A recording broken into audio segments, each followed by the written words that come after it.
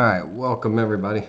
I want to test a couple of things, and I'm at a new location. I'm mobile this week, and so I want to check and make sure that my video and audio and everything is going well. I haven't streamed yet from my laptop and everything while I'm on the road. Excuse me. So hopefully it all goes well tonight.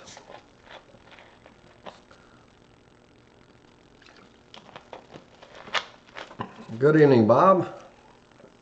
Welcome, Chuck and Kevin, Tippy, and Rafa. Rafa SP Garage. Welcome, welcome. Hello from Boston. Hello from Indiana. I'm in Indiana this week. So give me a thumbs up or a yes or something to let me know that you can hear me okay and that I seem to be moving around okay and I'm not frozen or anything like that.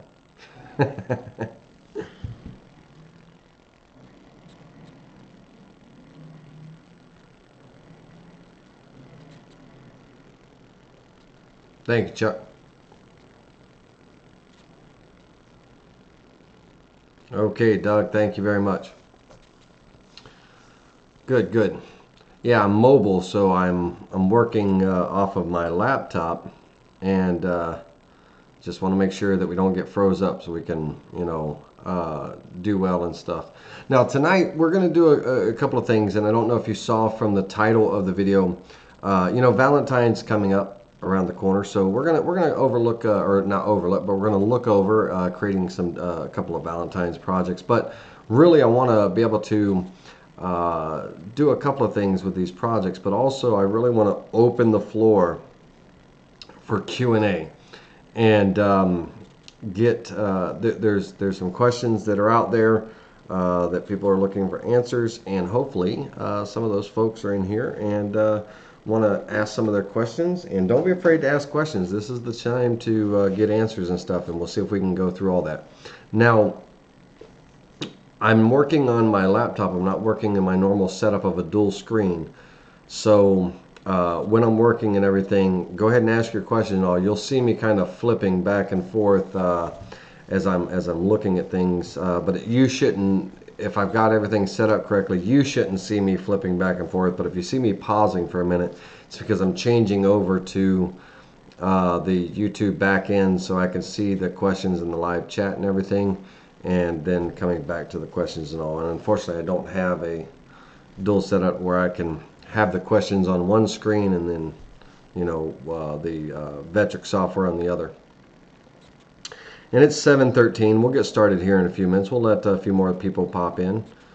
William, welcome. Hey, Wayne. Welcome.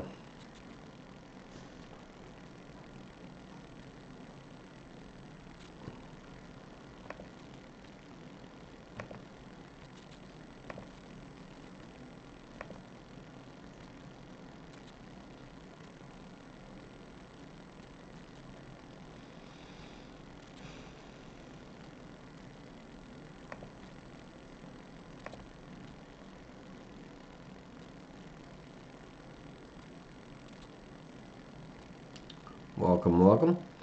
We'll get started here in just a couple of minutes.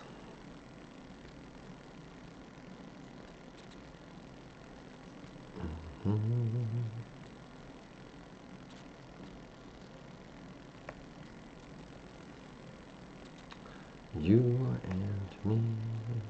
Good evening, everybody. Welcome, Mike and Ron.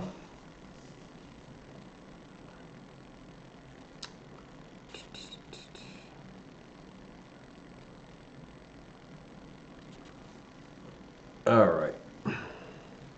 Hey, Ronald. Mount Orab, Ohio. Oh, Ronald Sands. So how many of you coming out to St. Louis this coming weekend to see us at the woodworking shows? Hey, Keith. Welcome.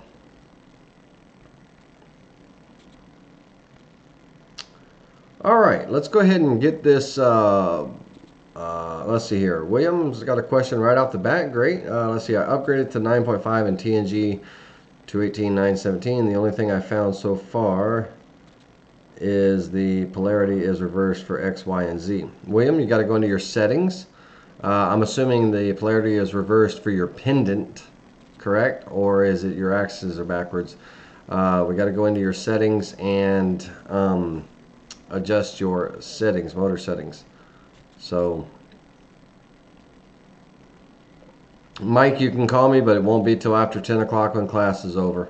But yeah, you can call me anytime you want, but not right now, not during a live stream. 352-404-3951, but you'll have to wait till after class is over to call. I'd be happy to answer your questions.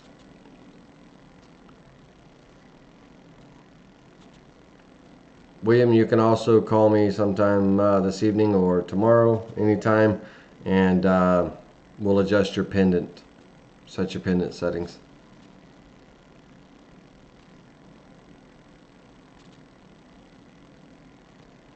Alright, so in TNG, under the File menu, down to Settings. In Settings, go down to Shortcuts. In the Shortcut settings, go down to Jog.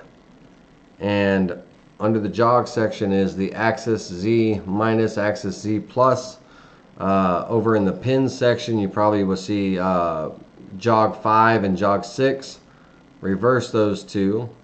Make it Jog 6 and Jog 5. But you can also call me, and we can do it on TeamViewer. Okay, let's jump on in. And once I said, guys, what we're going to do tonight is, you know, Valentine's is around the corner and everything. So we're going to look at a couple of Valentine's projects, a little inlay work on some things and stuff. Not the type of inlay that you would be thinking about, but kind of a pass-through piece almost.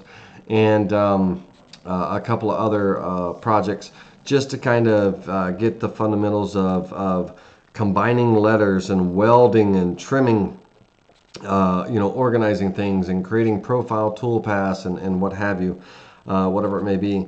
But then I want to open the floor to Q&A. I want it to be an open Q&A. You guys can ask questions and get answers and everything.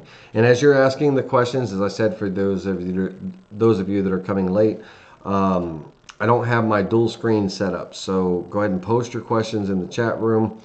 You'll see me or hear me pause for a moment as I'm flipping over from one screen to the next because I don't have two monitors today because I'm mobile. I'm in Indiana. I'm at our home office in Indiana. And and then I'll be able to answer those questions. I'll try to make it flow as smoothly as possible. All right, so let's go ahead and let me switch over to our Vectric window. And again, guys, when I switch over to the Vectric window, you're gonna see me open up and set up a job and stuff. Be sure to give me some feedback in the chat box. Let me know if things are moving okay, if you can see the window and all that stuff. Just again, because this is a brand new setup for being mobile, so I'm sure there's a few bugs. All right, here we go. Let's switch over. And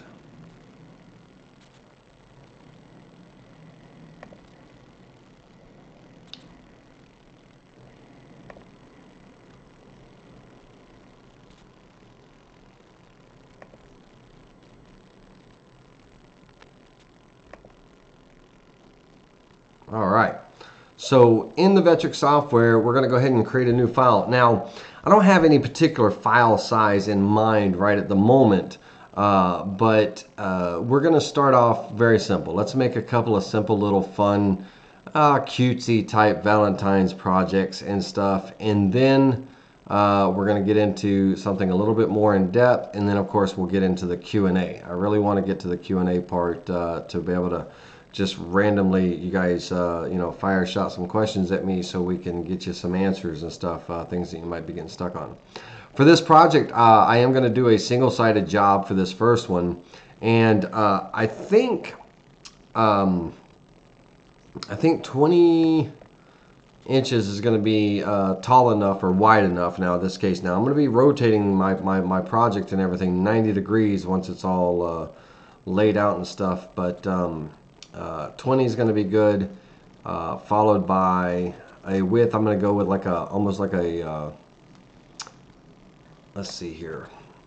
This is going to be an MDF project, so it's not any particular size board. I can cut it to any sheet that I want. So I'll probably end up going 20 by 15, 3/4 of an inch thick. Now for this project, I'm going to be cutting out. Now me personally, guys, I'm going to be working off my machine bed, zeroing out my Z-axis on the machine bed. We've talked about this in past classes. My setup, you can set yours up to touch off on the machine surface. You know, the machine bed, however you are normally comfortably setting up. The reason why I work off the machine bed is because it ensures that I'm going to cut cleanly through my material and not cut into my waste board, not spoil my spoil board, basically. So I like working off the machine bed. And when we get into the Q&A,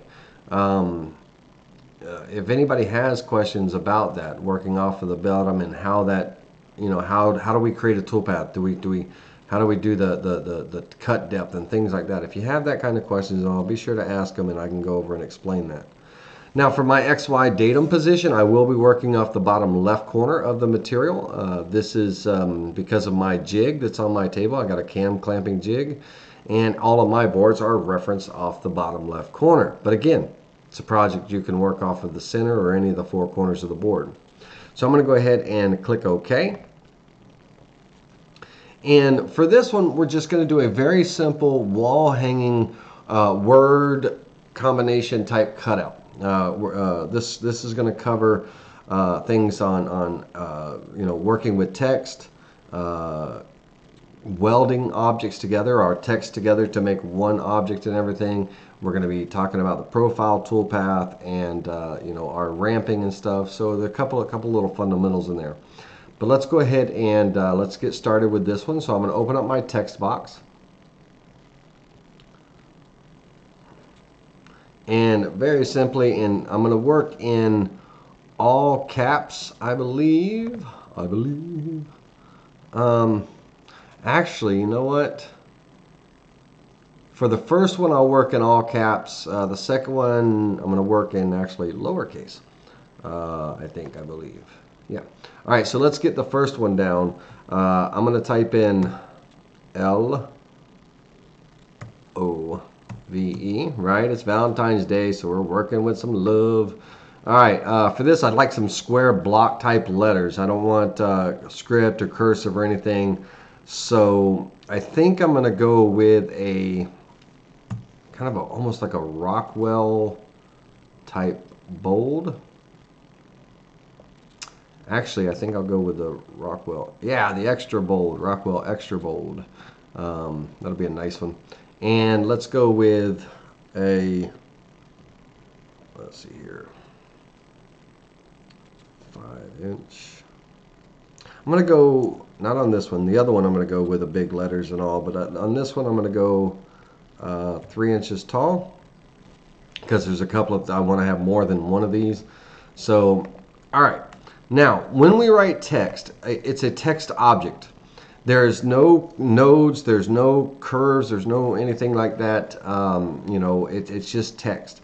But I want to be able, I can't edit this text. I can't trim lines. I can't weld things together. I can't do anything with it as it's text. I need to convert it to a curve. And I'm still getting a couple of customers that are getting converting to a curve confused with wrapping something along a curve or editing the text spacing in curve. And when they think of curve or hear the word curve, they're thinking like curve the text. And actually it's not. What it is, it's turning it into a curved object. Basically an object made of Bezier curves. It has nodes once it's done. It's no longer a text font. It is now a vector object and stuff, and that's what we're actually doing. We are converting this text to a curve. And when we do that, the text is going to be broken up. And now I can manipulate this text. You know, if I wanted to make the L taller, you know, if I wanted to rotate it a bit, all these things I can now do. If I wanted to weld things together, I can now do. What I would like to do is, I actually would like to make the L a little bit bigger. So I'm going to grab the corner here and I'm going to pull it up to the right. There we go. And on the O, Now the O is two separate vectors. You know, when we broke it up into two separate vectors, and I'm actually going to group those two together. Now, the group and ungroup tools are under Edit Objects. And the first row, fourth icon is group, fifth icon is ungroup. But I would like to teach you some shortcuts, keyboard shortcuts. So when I want to group an object, the letter G on my keyboard for group and the letter U for ungroup. So I'm going to click G for group to group that together. Now, the O, I'd like to have the O a little bit stretched. So I want to just stretch it a bit, something like that. And the V and the E, I'm going to take and move them out of the way down here. And on the O, I'm double clicking on it. I'm putting in what's called transform mode. When you double click on an object, it throws it up into transform mode, meaning that we can move it, size it, rotate it, mirror or copy it, all here while we're in transform mode. And without going into our tools over here. So what I'd like to do is I'd like to rotate it, and I'd like to just give me about a no particular order here. All right. Now I'm going to bring those two together, and I just want them to lightly overlap. Okay, just lightly overlap, a little bit overlap there. Now for the V and the E, I think I'm just gonna, those are pretty good there. I want to bring them up, and let's see here. Let's give us a little bit of size.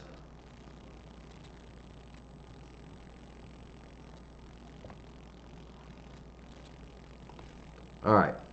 On the V and the E, I want to, if I come up and snap, I'm just bringing my mouse. I'm dragging the V and the E right now, and I bring them up to here. It's going to wake up this vector, and it's going to give me that dotted line showing me where my alignment is. So I can kind of bring those two objects into alignment over there. And now that I have that, I'm just going to use my up arrow key on my keyboard, and I'm just going to kind of bring that up. Now, on the O, I might pop that up a bit and pull it over here, about like that. Now that we have these objects and everything, let's see, do I want to do anything with the L? Let's see if I can make the L a little bit skinnier.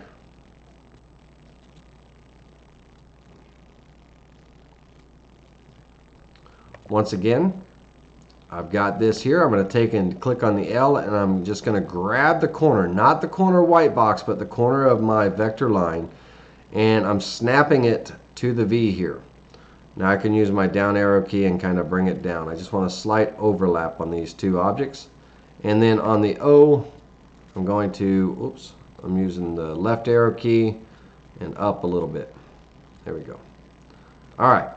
So what I'd like to do is I'm going to group all of these together. Group G for on the keyboard. We can group them together how we like. But I want to weld them together. I can either do that by interactively trimming with my scissor tool, and I can't trim on a grouped object. Okay, I can't trim on a grouped object, and I can't weld a grouped object.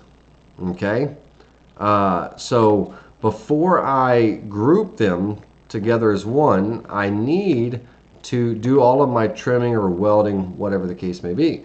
So I'm going to ungroup these, and the weld tool is simply going to weld everything together. Okay, if I undo that, my interactive tool would do the same thing. Trim, I'm able to trim my lines and weld things together. Okay, now I can't weld the E and the O, and I can't trim the E and the O, because remember, if you remember just a few moments ago, I grouped the O together. And so if I were to ungroup this, then I can interactively trim and trim my two objects together, here and here. But if I wouldn't have grouped, if I undo this and come back here, if I would not have grouped my O together if I decided to weld it instead of interactively trim, well, then one thing is going to happen. If I have, let's ungroup my O for a moment. If I had everything ungrouped and I went to weld this together, I'm going to lose the center of my O. When you weld, basically it's only welding the outer profiles together, and anything in the middle is getting removed. And if we don't group our O together first, if we decide to use the weld tool, then we're going to lose that center. Any letter, A, O, B, anything that we have, if we're welding together, if we don't group that letter together that has those inside objects, then you'll end up losing them. By grouping them, the software looks at this now as one item that when we weld, it will maintain that center point. Okay? So this is going to be, one of my cutouts. Now, one of the things I want to, be aware of when I'm actually designing this and stuff is to be practical. This little bit right here, I'm not going to, when my router bit is cutting and everything, it's not going to be able to get into this little space right here. So why don't we be smart? Why don't I be smart about it? And I'm going to undo this, and I'm going to take a second, and I'm going to actually kind of bring my E over and kind of get rid of that little void and everything. That way I end up with this little triangular area here and then a pocket area there that I cut out.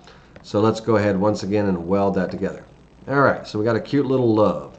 I would probably, on this one, there'd probably be a little key eye hook, right? Like a little eye hook there, little string. Depending on the size of it, they could hang it from their car mirror or from their window or whatever.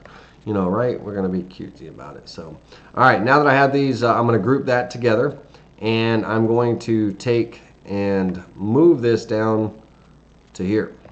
And the reason why I'm moving it down to here is because I want to talk to you about a new tool that is available in VCarve Pro and Aspire. I do not believe that this standalone tool, I don't think it is available in VCarve Desktop. For you guys and girls that have desktop, you won't be able to do this, and this is called a linear array toolpath. So if we were to come over and create the toolpath, let's say that on this board here that I want to cut out 4 of these objects. I'm going to first create my toolpath. It's going to be a profile toolpath, and I'm cutting through my materials, and most likely my material wouldn't be 3/4 of an inch. I'd probably use something small so it's not so big and bulky. It would most likely be a 1/4 inch material or even a 1/2 inch material, but since I did set the job up for 3/4, that's what I want to cut. And because I'm working off the bottom of the material, my cut depth is 0.75, not 0.77 or 0.78 or 0.80. It's 0.75. I'm gonna by touching off on the bottom of my material, which is my top of my wasteboard, I'm guaranteed to cut through my material no matter how much of a variation my text may have, or my material may have.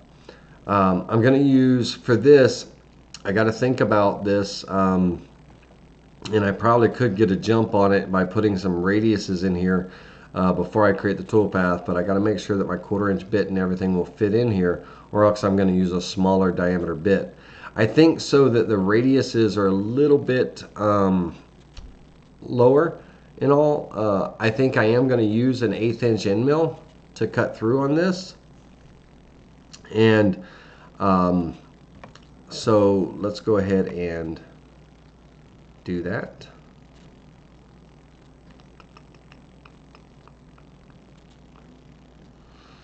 Let's use an 1/8 inch end mill, guys.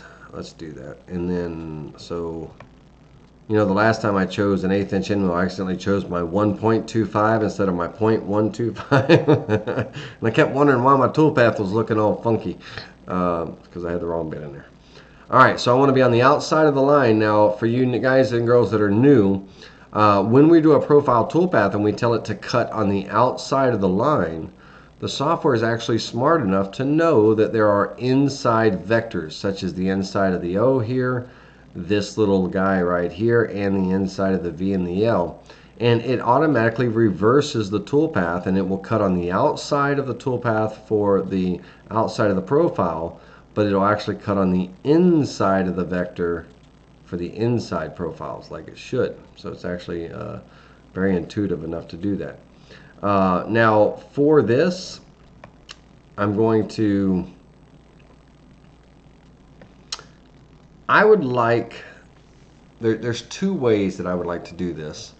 I think I would like my letters to have a little bit of a chamfer in it. And we're gonna look at that here in a minute, and I'm going to show you how the array toolpath works in just a moment. But I think I'm going to go with sharp external corners, and you notice how my sharp internal corners are not chosen. It's because I have an end mill in here.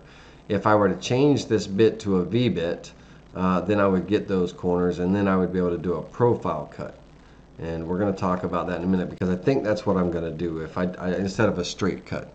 So, but let's not worry about the corners. They're already going to be sharp externally, and let's go ahead and just calculate this toolpath. All right. So if I were to preview this toolpath, got a very nice little cool little, you know, love sign or what have you, that they can hang up from a wall or house or whatever it be. But I think we can dress it up a bit. I think we can get some nice definition on the edges, almost like chamfered edges on the board. And with that, we can get some sharp internal and external corners. And let's move over to here and let's look at this. You see how we have these radius corners, you know, on the inside and the outside and stuff. Well, let's go ahead and let's dress this up, and then we'll create an arrayed copy of it and show you how that works. So let's go ahead and let's dress it up first. Let's take that, and I'm going to go back and create another profile toolpath. With this profile toolpath, I'm going to cut down a 1/4 inch. I'm going to use my 90, I think a 90, either a 60 or 90. The 90 is going to give me a better chamfer, more of an angle. So let's go with a 90-degree 1/2 inch V-bit, and I want to be on the outside of the line, but I want to step over. I want to step over a little bit, and let me think about how much I want to step over. But first, I want sharp internal corners, and now notice, because I have a V-bit, I can do sharp external corners. And notice how it gives me an allowance for cutout tool.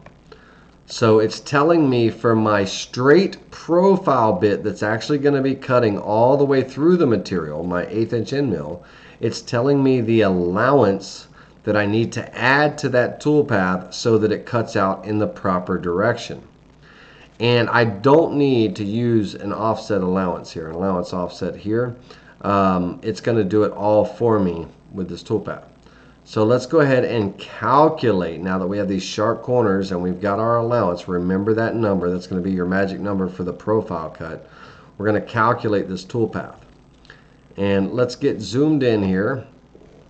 Let's see if I can pull that up. Let's get in here. Okay, and let's preview. And I want to put that at the top of the list. Let's preview that cut. And oh, that's going to give us that nice chamfered letters.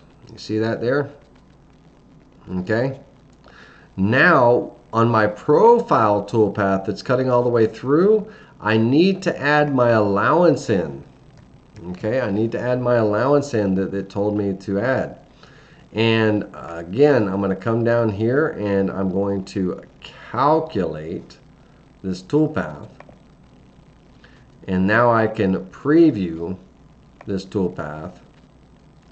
And I'm going to end up with, this, nice chamfered little love sign. Now, that 1/8 of an inch end mill, because of my chamfer and because of the offset and everything, there's a couple of letters in here that due to my size and stuff and my depth of cut, I'm not getting that much of a cutout between the V and the L. So, I like the way that looks. I like the angle, but what I'm going to do is I'm going to reduce the depth of cut. Yeah, I'm going to reduce the depth of cut. So let's take it down only 1/8 of an inch. And I want on my sharp corners, my allowance is going to be 1/8 of an inch. Okay, so we're going to calculate this, and I may go with a 60, but let's find out. So let's reset this preview and let's go back into our regular profile and change that as well. The allowance is going to be 1/8 allowance. And let's calculate that. And now let's preview both. Preview the visible toolpath. There we go. That looks much better. Okay. So, nice looking. All right. Now, I like this. I've got my 2 toolpaths here. And one of the things that's become available in 9.5 VCarve Pro and Aspire is the array copy toolpath. It's something that's not available in desktop. But if you have desktop, bear with me. I want you to know this too in case you ever upgrade. When I'm doing an array copy of a toolpath, my part needs to be at the bottom left corner of my material. Okay? It's going to array in this direction upward, up and over. So I'm going to open up the array copy toolpath, and with both of my toolpaths checked off, I would like to have, I'm just going to, since my board's only big enough for 2 rows and 2 columns, we're going to go with that, 2 rows and 2 columns. And, I've got plenty of room here to kind of space them out. So I'm going to go ahead and just, I'll go 3/8 of an inch in between each. And I'm going to calculate this toolpath. Okay, so if we reset the preview, you will see that it has arrayed this toolpath. Now notice, look here, my toolpath is above my board, right? Not big enough. So let's go ahead and, since this is going to be MDF and stuff, let me change up my size of my board a bit. So on my height, I'm going to go with a 20 by 20 board. I probably don't even need to go that. Let's go.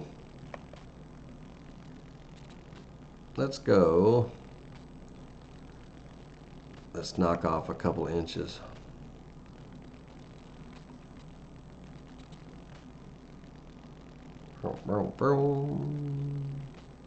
That'll work.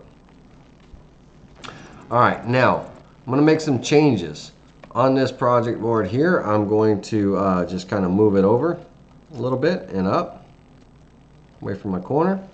And with that, I'm going to recalculate all the toolpaths. Okay, so that change is quickly, on that array. It's changed that whole array. Now, if I were to change something in here, if I were to change the toolpath or change that, it's automatically going to update the array. Automatically going to update the array. Whatever change I make to my design, let me turn these toolpaths off so they don't confuse you. Whatever change I make here, it's going to update the entire array. No matter how, if I'm cutting out 100 parts out of this board and everything, it's going to update that entire array and everything. And so I'm going to be able to get 4 parts out of this. And when I preview this cut, let's preview the visible toolpath. We now have got all 4 of our parts. Now, of course, I would add some tabs in here and everything, But I just wanted to show you how we can create one part and get multiple pieces out of it with the array toolpath, right? So if we're ganging things up, you know, I've got Valentine's Day coming up, and you know, all the girls in our lives, you know, our daughters and mothers and grandmothers and granddaughters, you know, we can make all kinds of neat little projects and make them all at one time. So if you aren't familiar or haven't used or haven't looked at the array toolpath, definitely check that out. But now, just to show you what I'm talking about as far as updating, if I were to come back over here and let's say that I take and add a little bit of a radius, normal fillet, let me ungroup. Let's go with a fillet tool. Let's go with a 0.5 inch radius. Are you gonna let me give you a radius there, buddy? Let me ungroup it. Gotta ungroup.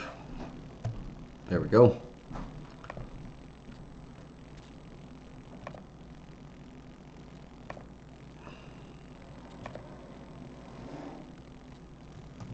Don't do that. All right, let's see here. Just a minor change. Now, of course, I'm not going to keep that change. I don't want it. I don't want my L looking like that. But I just want to show you. From there, we're going to recalculate all the toolpaths.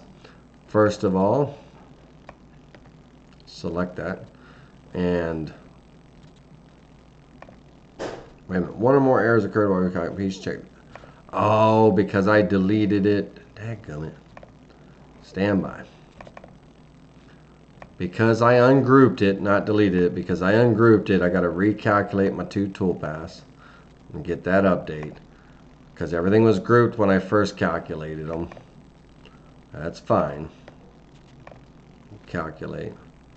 No suitable vector selected, again because it was ungrouped. There we go. And so it's going to update the entire thing. Now that it's all ungrouped, let me go back and make my change. If I were to preview this, you know, got that radius L. I don't want that, so I'm going to go back and turn that radius off. And now I can recalculate all of my toolpaths successfully.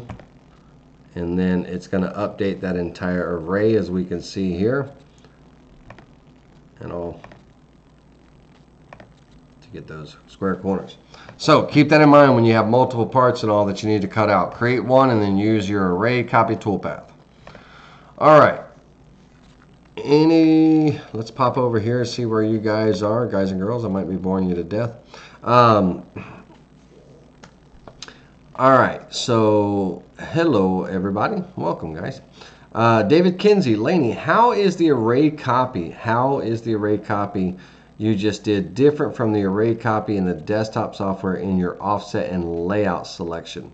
It's not different at all. The only difference is, David, is in that array copy is if I calculate the toolpaths on the normal array copy. Here in, let's go back to the metric. If I can get things to pop back up. You're talking about the array copy toolpath over here. If I make my array here and I make a change, you know, and I calculate my toolpath and I make a change in that object, I'm going to have to recreate that whole array to accommodate that change and then recalculate the toolpaths. So I would have to change every single one of them one by one, or I would have to delete them all and recreate them after on the one. So it doesn't automatically update. If I make one change, it doesn't automatically update all of the others within that array. Meaning, if I were to come in here and let's say that on this object here, I do 2 rows, 2 columns, gap of 0.375, copy, right? Create that array, and I come in and I'm creating the entire toolpath on this array. So we'll do the profile 1. So I got to go in and select all of it and calculate. Okay. I got to turn off my array copies. See how my array copy is wanting to take my array of 4 and multiply it over by 2 rows, 2 columns, right? So I don't want that. We'll turn that off right now. My profile 2, got to select all of these and calculate. All right, again, turning my array off. Now, if I were to make a change here, if I were to make a change on my L, like I said, if I were to do my radius here and here, I couldn't simply just now recalculate the toolpath and it update these other 3. I physically now have to come in and update the other 3.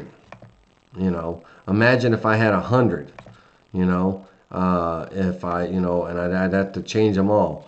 Or I would have to come in and delete everything that was in that array and then re-array it,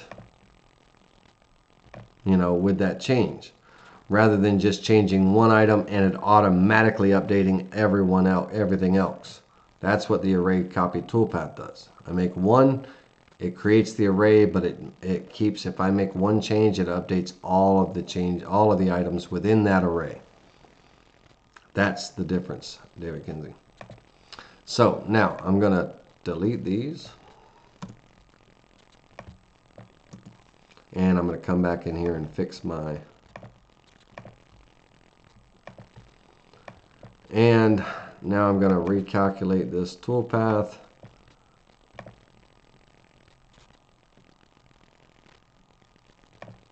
Same thing with this one.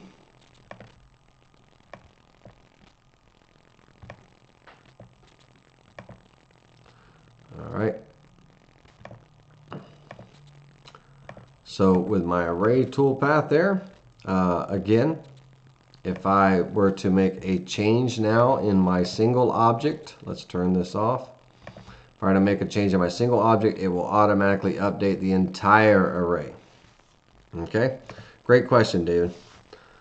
All right, what order should those toolpaths be cut in?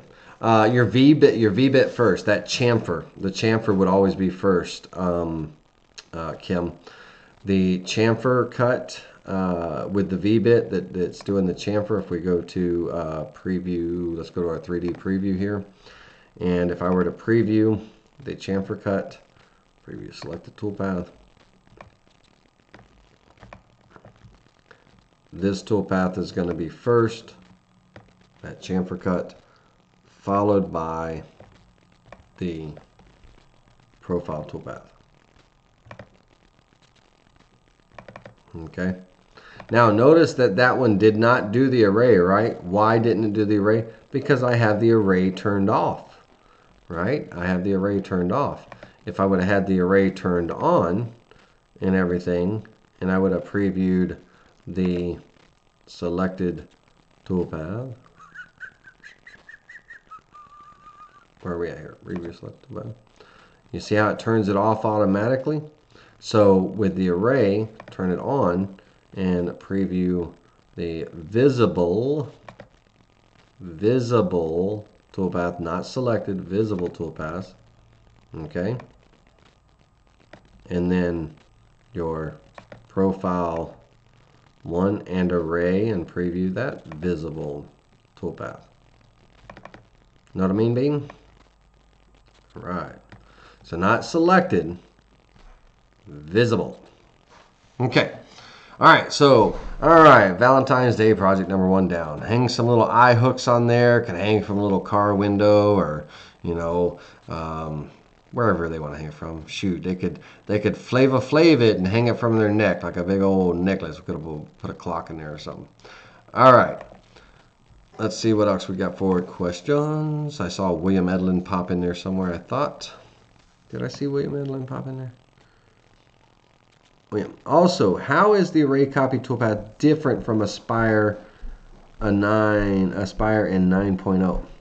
If you have the array copy toolpath in Aspire 9, that's the same thing as the array copy toolpath in VCard Pro. That's when it became available in 9.0. 9.0 and 9.5. So there's no difference, William. Same thing. That's what I said earlier. I might have said 9.5, but it became available in 9.0. All right. Excellent, excellent. Okay, so now project number 2. Okay, so we got love.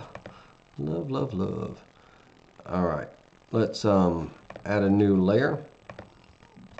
And this time we're going to do some lowercase text, and I'm thinking about still using my Rockwell Bold. I'm not sure yet. Let's take a look and we'll see what it looks like. So I'm going to go lowercase, the word you. Okay. I'm going to go with and. You and I don't like the way that and sign looks, so we'll change that in a moment. Let's set that down there for a moment. And I said set it down there. I put it on the second line. You'll see why I put it on the second line in just a moment. And then me. All right. Now we're going to draw a little heart. Right.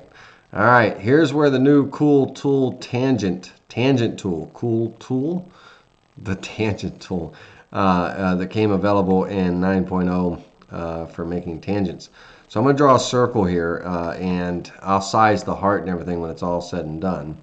But I'm going to take and hold down my control key, put this in transform mode by double clicking on it. I'm going to hold my control key and I'm going to drag over a second circle there.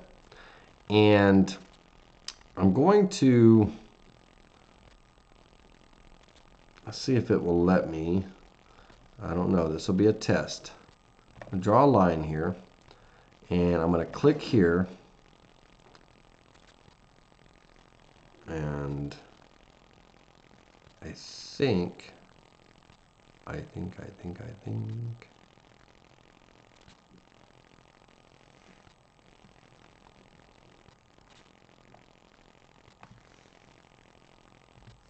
Let's do this. I'm gonna zoom in because I'd like it to have a small radius. All right, I'm going to select both of these circles, and I want to make sure they're overlapping. I want this heart to overlap. So let's do that first. Let's get that slight overlap going right there. And I'm going to select both of these first. I'm going to hold down my shift key and select this last. And I'm going to use my alignment tool, and I'm going to center side to side. Okay, and that is not what I wanted to do, because I need to group those bad boys together. Group! Now I can hold down my shift key and center.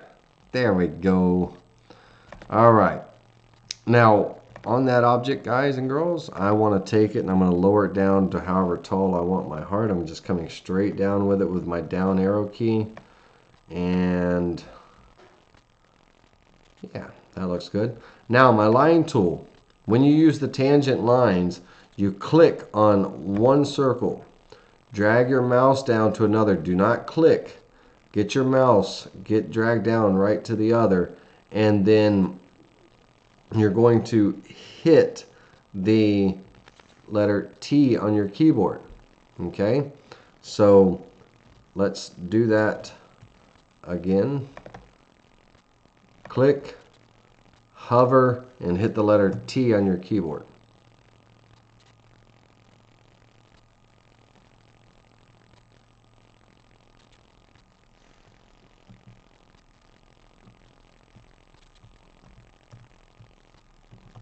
Everybody's like, uh-oh, what do you do? What do you do? What do you do?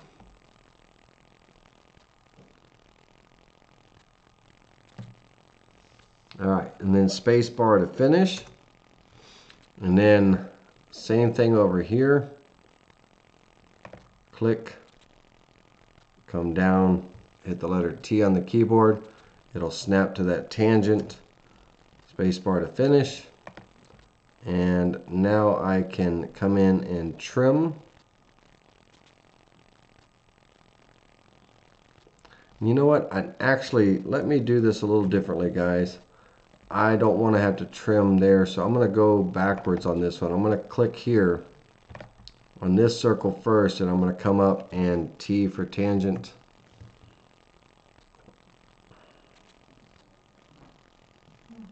Oh, shoot. I'm like, why is my tangent tool not working? Well, you cannot tangent a line on a grouped object, boys and girls. We have to ungroup those objects because it doesn't know that it's a circle. It doesn't know that it's an individual object. Your instructor should have known that. All right, click, hover, the letter T. Look at that nice pretty snap to that tangent. Spacebar to finish. Click, hover, the letter T. Beautiful. Spacebar to finish. Now I can come in with my trim tool and I can interactively trim this away for that beautiful looking heart. Very cool. Love the tangent tool. Alright, so now on this guy, I'm going to make him a little bit smaller. Alright, now this project is going to be long and narrow, and so let's take and move this up here on the board for a moment. I wrote this as an entire block, and the reason why I put that and sign on a second line is because I'm going to break, right click, and break this text block into lines. And that way each of these lines are going to be separate. And now I can take and I want to edit my and sign. And I want to find a different one. I just don't like the way that one looks. Let's see what the Rockwell condense. I actually like that one better. Okay. Alrighty. Make sure y'all had to pop over, make sure that you guys didn't have any questions. Alright. Good. Okay, so let's go ahead and set this up. I'm going to make this big. Might seen these online before. They're cute little signs. I'm going to take my heart and have my and sign holding my heart.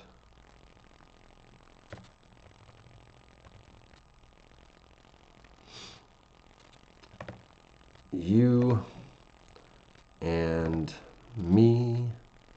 We're going to stretch out. I'm going to convert the and into a text or a curve. Sorry, not text. I'm going to convert it from text to a curve. That way I can edit the nodes. I'd like to go into node editing on the and here. And on these two nodes, I'm going to select them.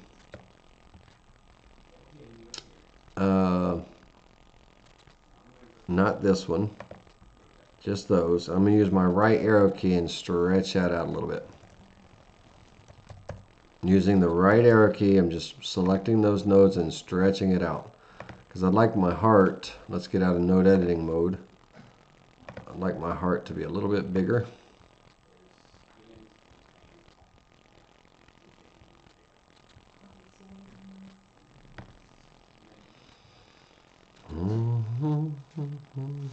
All right.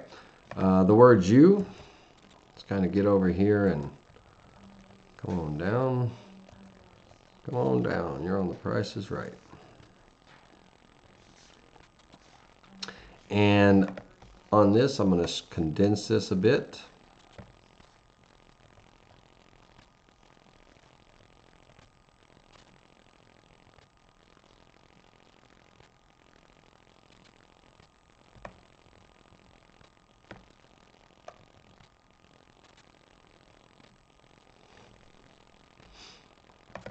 me.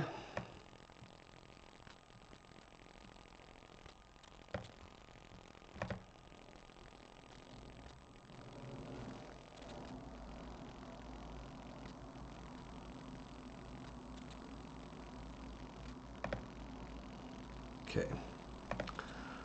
All right, now I'm going to convert this into, let's shrink this up a bit.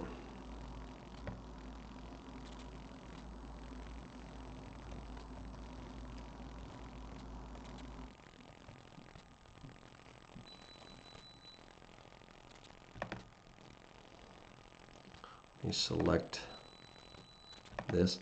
I don't want to have to keep selecting the and sign like that, so I'm going to group it together so I can select it all at once. I'm going to stretch that out a little bit. Look at there.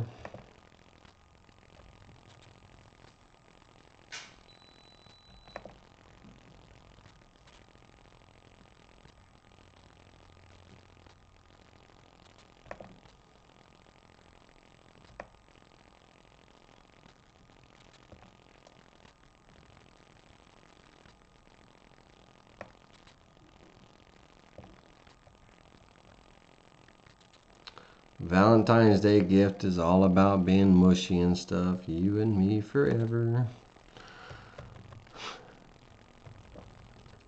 Can you tell who's single in the group? I'm not bitter. No, I'm just kidding. Let's see here. So I'd like the me. How would I like the me?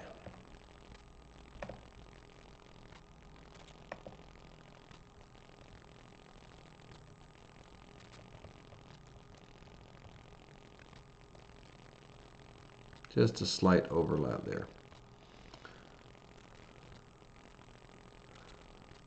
I'd like things to be somewhat uniform.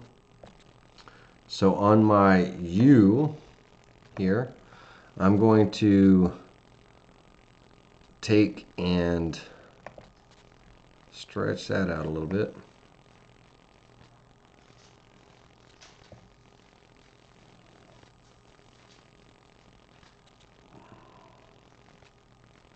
If I drag this guideline, I like to use, I don't know if you guys use your guidelines that often. I like using my guidelines quite a bit from time to time to, you know, help me to lay things out. And I'm missing something right here. I know what I'm missing. Let's go into me and let's put me. That's right. Let's make it so. I'm going to convert that to a curve.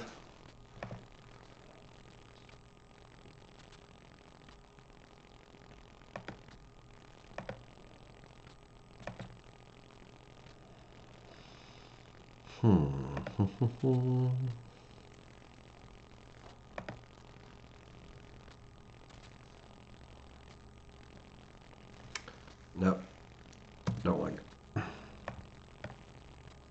I have not planned these designs out ahead of time or anything, guys, and these you've probably seen these out on the World Wide Web before. There's nothing new or original about it. I'm just giving you some ideas on things that you can make. Now this guy right here, that's going to be good for the layout. I need the M and the E to have a little bit more contact, a little bit more meat with each other. So I'm actually going to, on the M, I'm going to open up node editing, and I'm only going to adjust these two nodes. I'm just going to kind of pull that out a little bit. And I don't know why that was going that way. And the only reason for doing that is I'd like to have a little bit more meat contacting with that. There we go. All right, so now that we have this, once again, if you remember how we weld or trim, First things first, we're going to, we can't really weld or trim on anything, but this O needs to be, you know, grouped together, the O here. So I can't trim or weld on text. I have to convert it to a curve. Then on the O, I need to group it together. On the, let's see what we want to do with this before we, let's take the heart and the U and let's kind of move it over a bit. And node editing on the U. Kind of deform this U a little bit. Same thing on the Y here. On these two nodes. Not this one. If I do this one, it'll pull this line over, and I don't want to do that. So I want to hold down my shift key and deselect this one and just use my right arrow key and kind of pull that over. Okay. And let's go into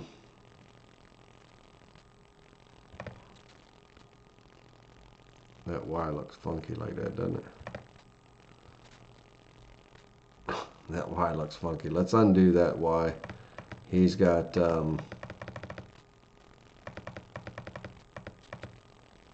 plenty of contact room.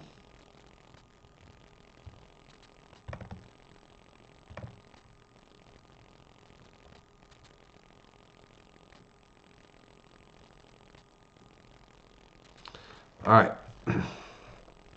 Now, O is already grouped together. That's what we want. The and sign has to be grouped together. It's already text, so it's got to be converted to a curve because we're going to weld these things together. Now it says no text selected. That means it's already grouped, so that's perfect. It's grouped together. The heart, I think I'm going to put another little heart inside here. I'm going to offset this one inward to give me kind of a little string instead of just a cut there. But my E has to be grouped together. My E, inside and outside, grouped together. Now on the heart, let's go ahead and offset that. I'm using the offset tool. Actually, you know what? Let's not use the offset tool. Let's teach you guys. The offset tool is one way, but let's hold down our shift key and our control key while the heart's in transform mode, shift and control, and let's grab this corner box here and let's pull in a copy, a centered copy, about like that. Okay, and then that heart needs to be grouped together as well. The control key of that heart made, when I was holding it, that made the copy, and then the shift key kept that copy centered on the original. That's why we shift and copy, or shift and control. We're making a centered copy. All right, let's group that together. All right, now let's do some welding. I'm going to select everything and weld that together for my sign. And I know for a fact right now I'm going to need a small end mill for this, and I know that I'm definitely not going to want to carve this out of 3/4 inch material. So I'm going to change up my material settings for a moment. I'm going to go back to my job setup, and that is located on the first icon, second row of the file operations. The job, you know, change setup job and dimensions. So let's go in there, and I'm going to go 1/4 inch, not 25.25 for the material thickness. And I don't want to recalculate anything because that's that array from our previous version. But now that I have this, I'm going to group it together, and I want to size it up. This is going to be big. I want it to hang like on a door or a wall, or you know, in the house, whatever the case may be. And I want to center it to my material. There we go. Oh, doesn't that look cute? Okay, let's get rid of that, and then we're going to open up some Q&A. I'm going to switch over and see what questions or comments you guys have for me. You're probably like, moving along, Laney. Let's see here. We're going to do a profile toolpath on this, But again, I think I would like to have this chamfered, because I know that my end mill is not going to be able to cut in here, the bit that I'm going to be using. So, but I would like that little defining hole here, you know, indentation, whatever you want to call it. So by using that same procedure of chamfering the top with a V-bit and then doing the profile cut, it's going to give me that nice little cutout here and here, because I know my bit won't be able to cut through that. You know, won't be able to cut in that because of the size of it. So I'm going to delete this array copy because we don't need this. And all right, for this one, it's going to be a profile toolpath. Once again, I'm only going to be cutting 1/8 of an inch deep with my 90-degree V-bit on the outside of the line. Down here, if you do not see these ramps, leads, orders, start at, or corners, make sure in your profile toolpath that you have the Show Advanced Toolpath options checked. If you do not, you will not see those options. If you check off the box, it will open this up fully so you can see those options. Corners, I want sharp internal corners and sharp external corners. It needs to give my cutout tool, my 1/8 inch end mill, an 1/8 of an inch allowance. So I'm going to calculate this design based on that, and that's going to give me that nice chamfered cut. You see those, let's zoom into that. See those little chamfers, those little things there? My V-bit's going to do that, so that way they're there, because they wouldn't be there with my, if I was just doing a straight pocket cut or a profile, you know, with a straight bit, I wouldn't have that little definition there for that M and everything. Now, with that, we're going to do our second profile toolpath. This one is going to cut all the way through the material. We are going to use our 1/8 inch end mill, and I am going to use an allowance of my 0.125, which was told to me by the sharp corners. So we're going to calculate that and preview that toolpath, and we've got our got our little wall hanging sign. Oh, how cutesy is that? Right? You and me, guys. You and me. Okay. All right. So, just a couple of things with the profile toolpath. You know, I wanted to talk to you about those sharp corners, how we can get that chamfered edge and everything, get that nice chiseled look and stuff, and also how it helps us if there are small areas in our design, such as above my M on that M and E, that my bit, you know, unless I use like a 1/16 inch end mill or something, that my bit's not going to cut, then using the sharp corner option is a good option, because not only does it make my text and everything look really sharp, it looks really good with those chamfered edges and everything, but it'll allow for those small details to still be present within the design that you know, that normally wouldn't be there if I was just doing a straight cut. All right, so let's go ahead and do some Q&A, guys, if you guys have any questions and everything. And while you're coming up with your questions, I'm going to work on our next design. So these are two that I'm throwing at you. So we've welded some text, and we've worked with the profile toolpath with some chamfered letters and everything. Now we're going to do a little bit of inlay for some pass-through inlay for a nice little keychain fob. And for this,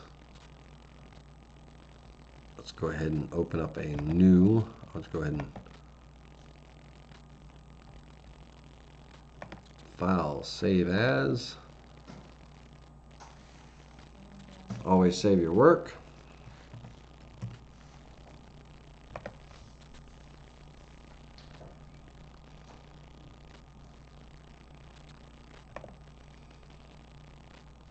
All right, for this project, it's going to be a small one. I'd probably make it'd be a one-off. I might make a lot of these or something if it would be something that would be popular.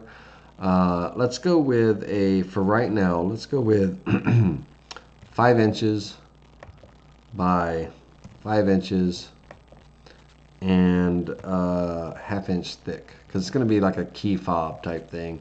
So I don't want it too thick and bulky. And I'm going to touch off again. I'm going to be touching off on my wasteboard, the machine bed, and I'm going to be touching off on, or I'm going to be working off the bottom left corner. You can set it up however you would like to set yours up. Just keep in mind, you know, your settings and stuff.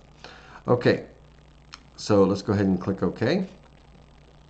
Now, I raced through, and good, great, David. We've got some.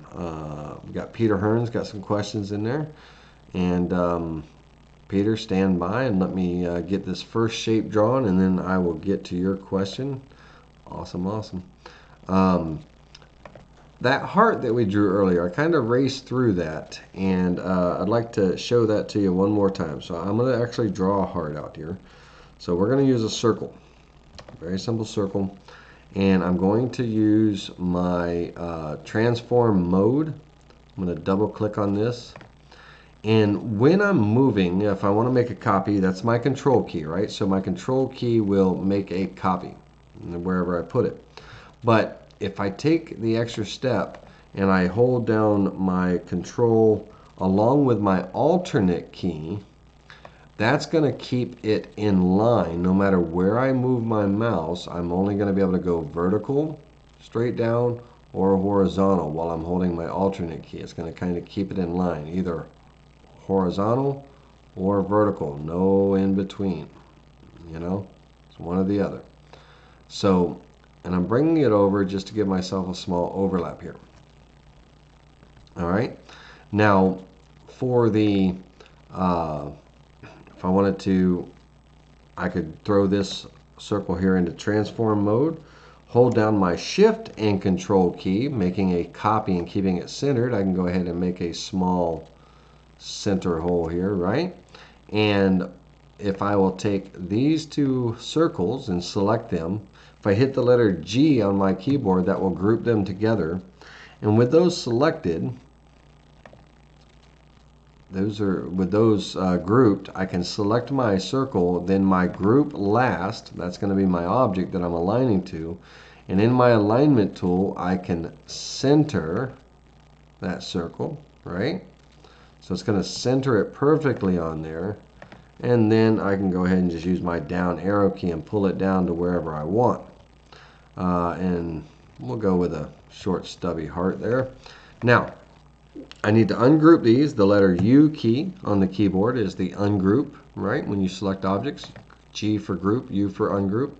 And I can go ahead and trim those together. Why not weld them, right? Weld. Get rid of that if I wanted to. But I don't want to do that just yet. I need to create my tangent lines first. So I'm going to come in here, and I'm going to go into my line tool. You're going to select and click on your first object that creates that anchor point, and you're just going to hover over your second object and then hit the letter T on your keyboard, and that's going to snap that line to the tangents of those two circles. Spacebar to finish. Same thing. Click, creates that start point. Hover, the letter T to snap to those tangents, and spacebar to finish.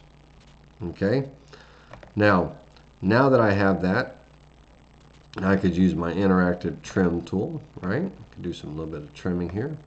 Oops, don't trim away the tangent line. And get rid of that loop. All right, so we have a cool little heart here.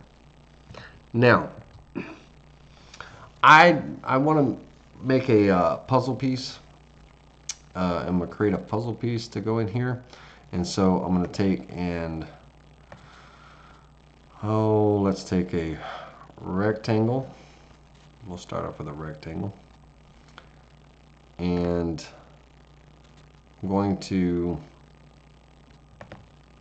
take a circle Let's put a circle right about here.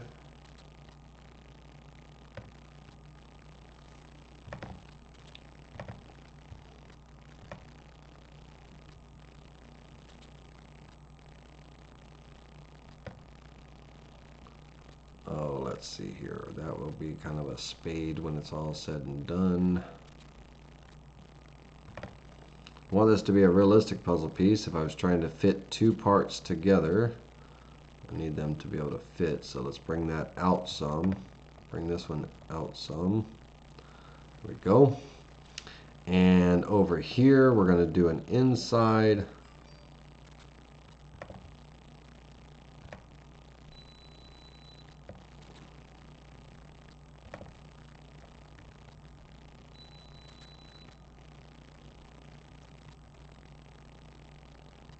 And then maybe hold down your control key when you're making a copy. We'll go there. Does that look like a puzzle piece? Not yet, not yet. All right. So with that piece, we're going to trim, use our trim tool, and let's trim away this here and there. Let's trim away this here and there. We're going to trim away this here and here, this here and here. Now, I need this to be a realistic puzzle piece. If I were trying to cut this out or something, my router bit, wouldn't be able to create these sharp points and radiuses and things. So we're going to use a little offset trick. We're going to take this offset tool here, and I want to offset about 1/8 of an inch if I use 1/8 of an inch bit to cut this out or something. So I want to offset outward first. I don't want sharp corners, and I want to delete the original. Okay, so we're going to offset this shape outward and then back inward. Right? Doesn't look good, does it? So let's go the other way. Let's undo that. Let's go inward first and then outward. Doesn't look good that way either. So my part's not big enough for 1/8 of an inch radius. Let's go 0.0625. Let's do that again.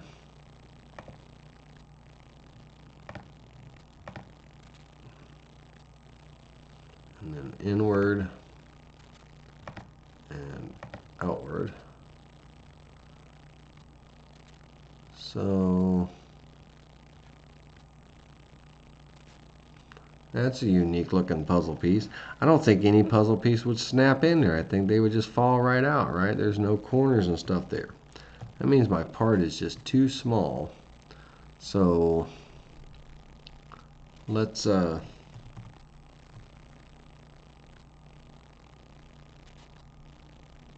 what size bit could I use? If I'm using a 1/16 inch end mill,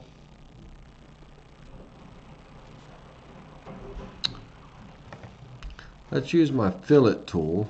I might have to redraw my puzzle piece. Let's see here. Let's go with a 1/16 inch fillet, 0.0625.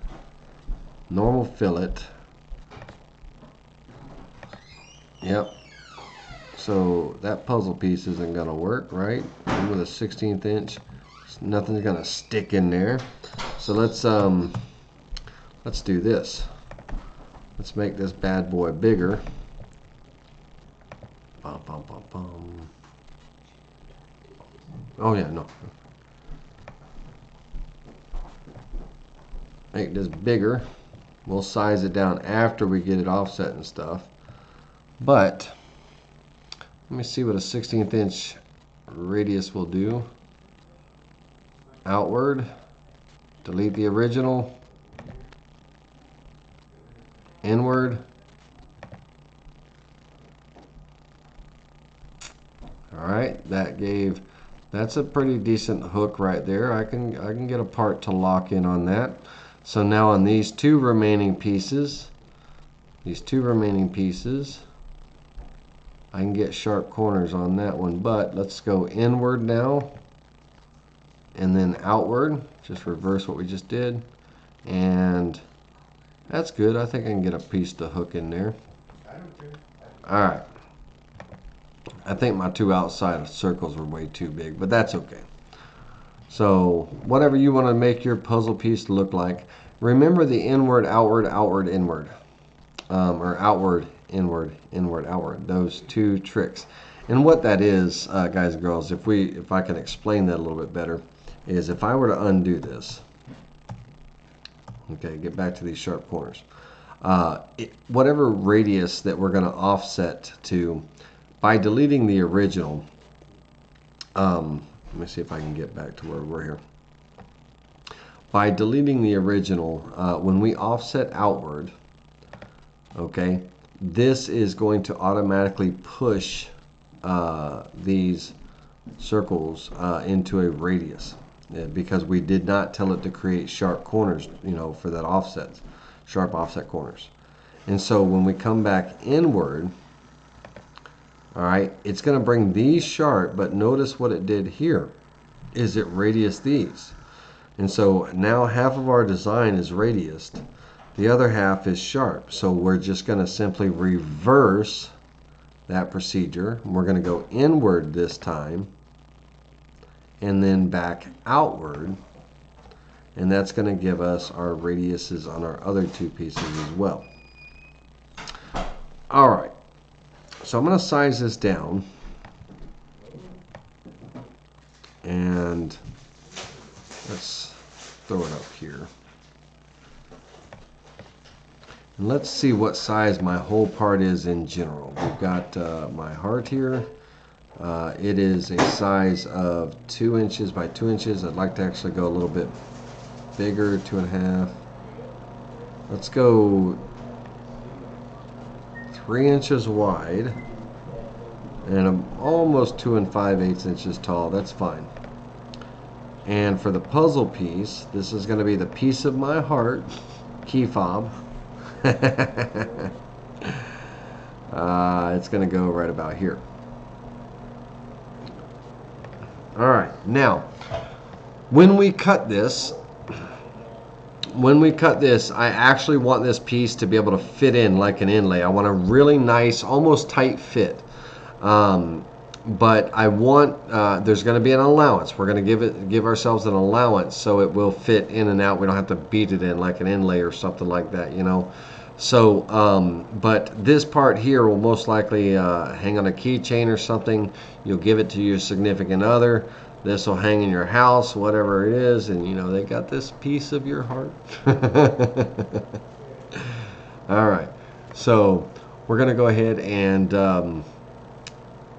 profile toolpath is going to be what's cutting that out. But let's talk about our puzzle first, our puzzle piece. We're going to do an inlay.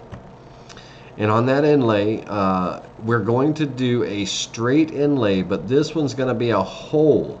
It's not going to be a pocket like you would normally think of when you're cutting. I want this piece to be able to pass completely through the heart in either direction. And so we're going to do a straight inlay, and we're going to let it pass through. Now, if you didn't want it to pass through, you could actually do a stepped inlay, which creates kind of a step and everything to it. Okay?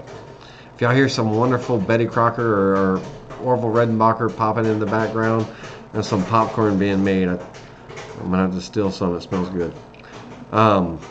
But this step inlay would allow the puzzle piece to sit in, and it would have a lip all the way around it. I'm not going to do the step. I'm going to do the pass-through. I want the piece to go all the way through. So we're going to use a straight inlay, and our cut depth is going to be all the way through our material, which is a 1/2 inch thick. Did I go a 1/2 inch on this one? Stand by, guys. Let me see here. Yeah, 1/2 inch. We're going to go all the way through a 1/2 inch, and I'm going to use a small radius bit. If you don't have a small radius bit, if you let's stop here and let me talk about that before I get in. I got to get to Peter's questions and stuff. But some of the tools that you should have in your arsenal of tools is you know, everybody's got 1/4 inch end mills and upcut spirals and downcut, but you should have an 1/8 inch bit and you should have a 16th inch end mill. You can get some nice 16th inch end mills from places like Tools Today online. And that 16th inch end mill is great for doing small parts or getting into tight areas and things. You wouldn't believe how often you would use it. I use mine quite a bit. In this case, for this puzzle piece, we're going to be inlaying, you know, and cutting out a pocket on it. And it has those 16th inch radiuses on there, right? So I'm going to use my 16th inch, you know, bit, or I'm going to use my 1/8 inch bit, which is a 16th inch radius. But what if I was doing something smaller and I needed that 32nd inch radius or what have you?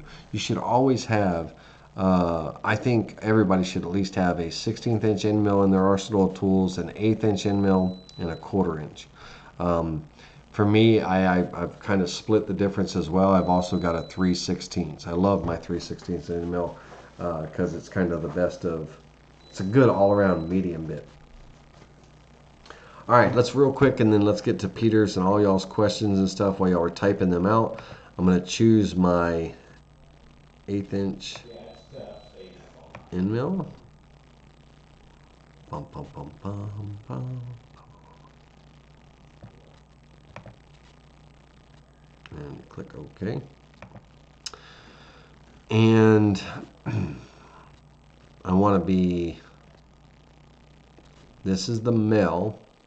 So this is going to be cut out of a contrasting piece of wood, whatever size, you know, it's most likely going to be cut out of this same project board. So let's make our copy.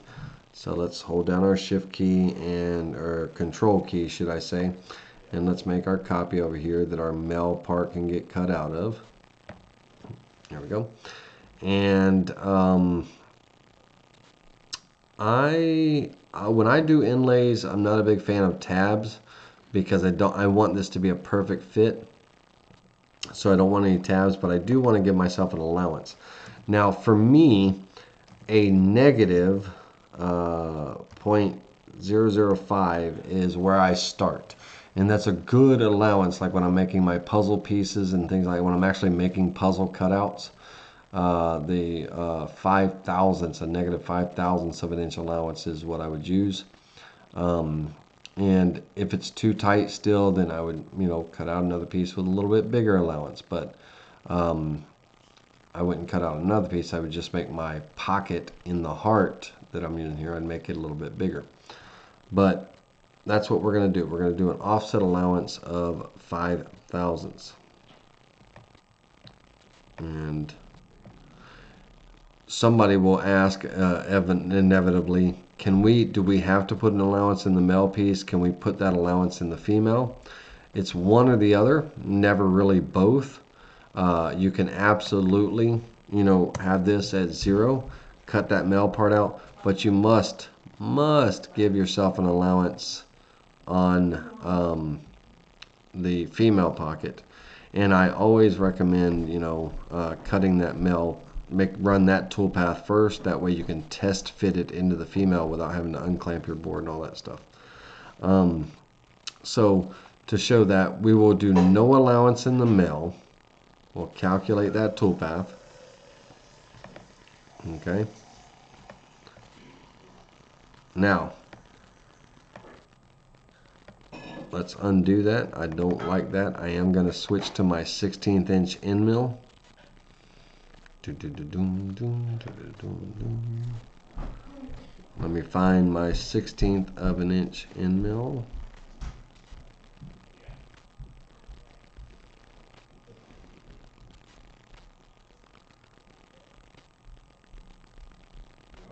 Alright, you guys are going to get a lesson on how to add an end mill. New end mill.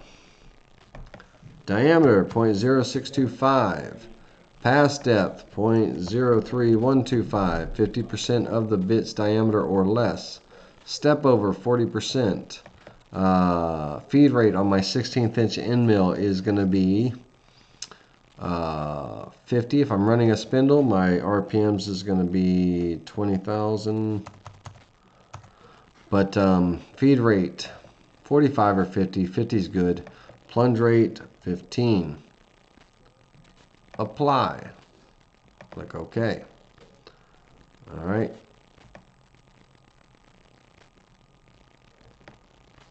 No tabs because I'm using double-sided tape.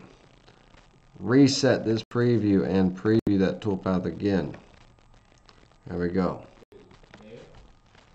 All right. So there's my little heart part. All right, now on this, by using the inlay toolpath, guys, the software will automatically generate a toolpath that both parts will fit together.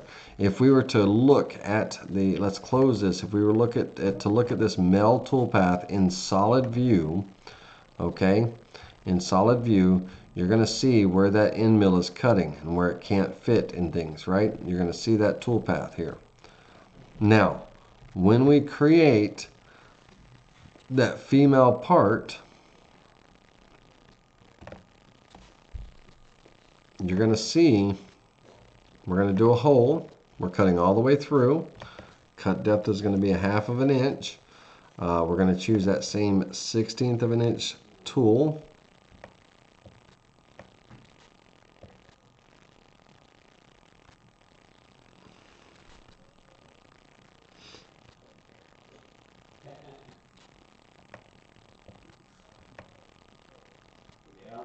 So many tools, so many tools. There we go. I'm going to use that same tool. Climb cutting, again, no tabs. I'm not going to do any tabs. Ramping and stuff, I'm just going to do a straight cut. We're going to calculate that after we select our vector. After we select our vector, we're going to calculate that. And, you know, we're going to cut that female part out. Okay.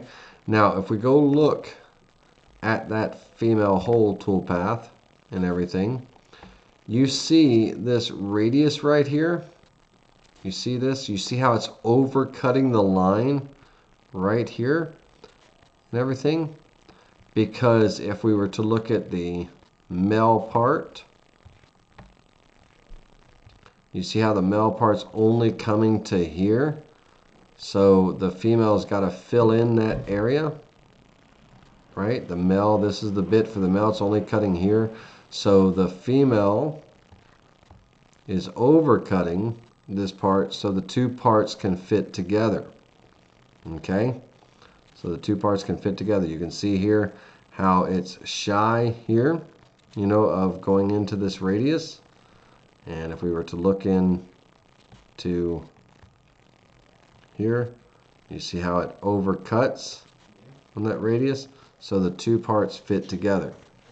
All right, that's the inlaid toolpath. It automatically does that for you. It's an auto inlay toolpath. All right, so now that we have those two parts, the one final part that we would do is, of course, our heart cutout. This is just going to be a very simple profile toolpath, cutting all the way through our material. Whatever bit that you want to use. I would probably end up using my same 1/16 inch end mill, so I don't have any tool changes to do in here, and my 1/16 of an inch end mill can cut up to a 1/2 inch thick, so I would just most likely stay with the same tool. I'm not aggressive at all with my tools, so 16 passes on the pass depths. You can reduce those, but you know, I'll just let my tool work. It's not going to be a very long tool path as it is anyway. If I were to calculate this, preview that selected part, okay, so now got a cute little simple heart. Now, of course, we could put some text in here, right? Right? He who owns my heart, or she who owns the part of my heart, blah, blah, blah, love forever, whatever you wanted, your mushy stuff. You know, put some text in here. Don't just cut out a plain heart. Do something, you know, John and Mary, you know, 20 years happily ever after, whatever you wanted to do. Throw some text in there, give it a little bit of life, you know, and throw a little keychain, you know, a little hook and a little keychain on one piece so they can carry it around with them wherever they go. And Yeah, there's another cute little puzzle piece type lovey-dovey thing. All right, let's get on to Peter's question and on to others. Did the screen froze?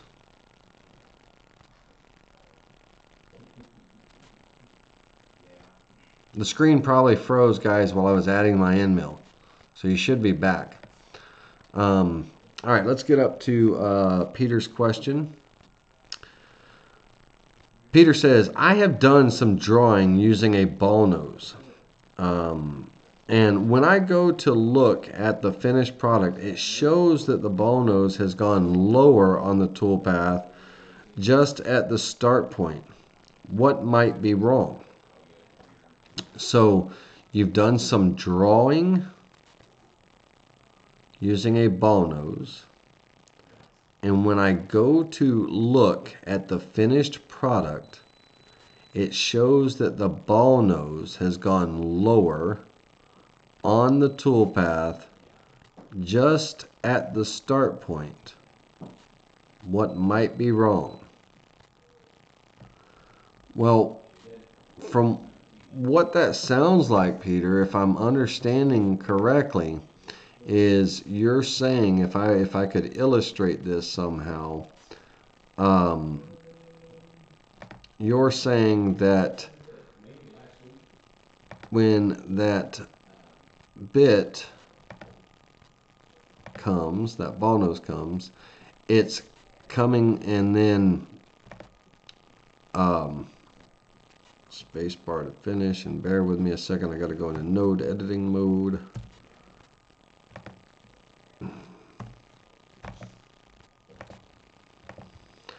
That you're saying that it dips down and then it comes to a certain depth,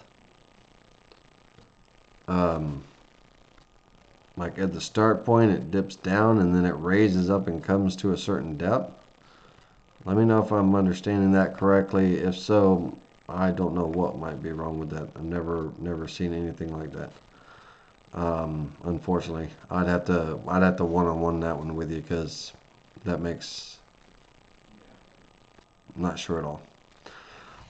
Debbie Miller, off subject, and I know you have shown this numerous times, but I can't locate it in a separate video.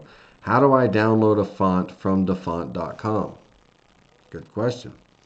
So let's switch over to our window capture, screen capture. Look at all those mouses on my screen underneath. Ooh, crazy. Let's go to a screen capture, and right now while you're looking at it, you're going to see this crazy screen. Let's come in to, let me know if you guys and girls can see dafont.com. www.dafont.com.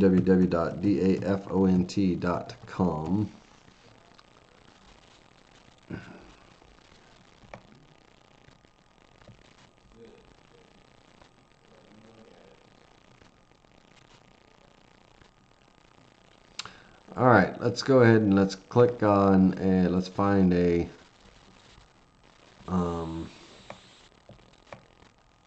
font.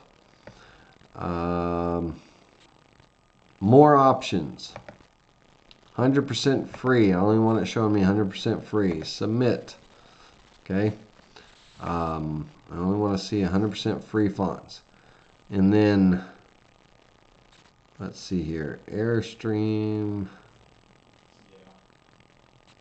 Brain catcher.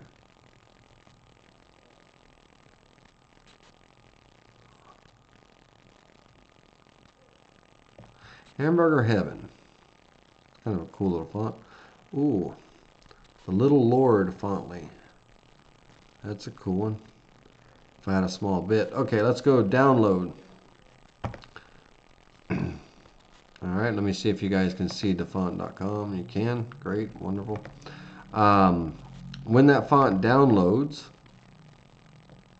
you're going to extract it. It's a zip file. So be sure to extract that zip file. Okay. Once extracted, let me make sure, I'm going to peek over and make sure you guys can see the same screen. Okay, great. Let's get back to it. Once extracted, you're going to right click on it and choose install. Okay, left click on install. Alright, once installed, you're going to go back to your Vectric software and open up your text tool. If your text tool is already open, close it and then reopen it.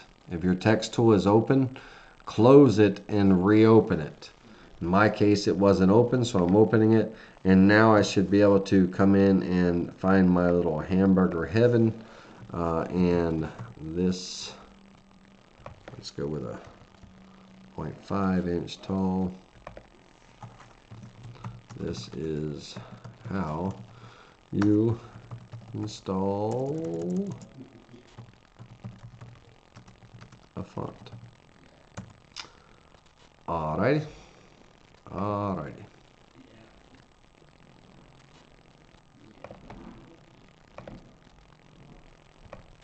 Not a bad looking font.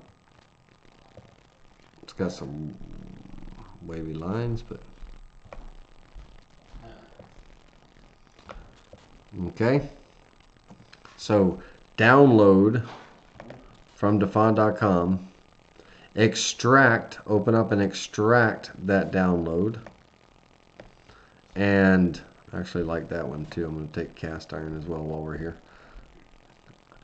Open up, extract that file, extract all, extract. Once extracted, right click and install. Select install. Once it's installed, go back into your Vectric software. If your text box is open, close it. If not, then you can open it. And cast iron was that one was called. And cool.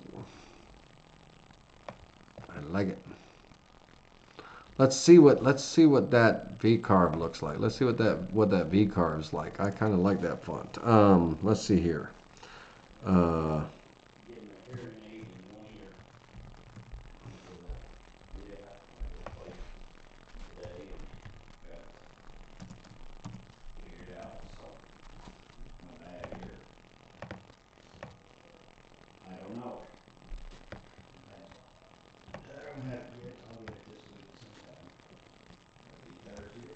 See what that font V carve's like. So V carve toolpath, no flat depth, 60-degree V bit, calculate, reset the preview, control key to pop up here and get up here, preview, select the toolpath. Oh, I like it. I like it a lot. Yeah, boy. The cast iron font. I'm liking the crap out of that one. I got some use for that one. All right, next question. Sorry, I got in a little bit of a tangent there. Okay.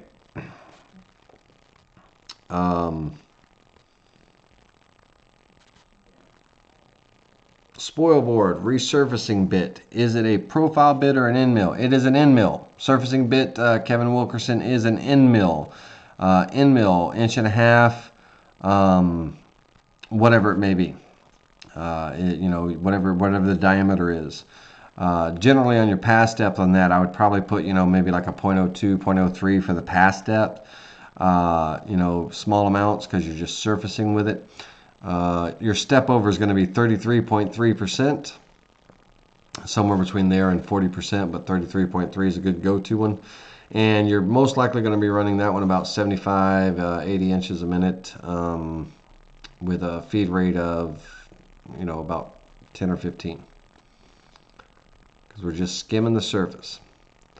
But it is a end mill. All right, Doug, Kevin, I use a magnet 1.25" planing bit. Okay, sorry, Doug was answering Kevin's question. It is an end mill.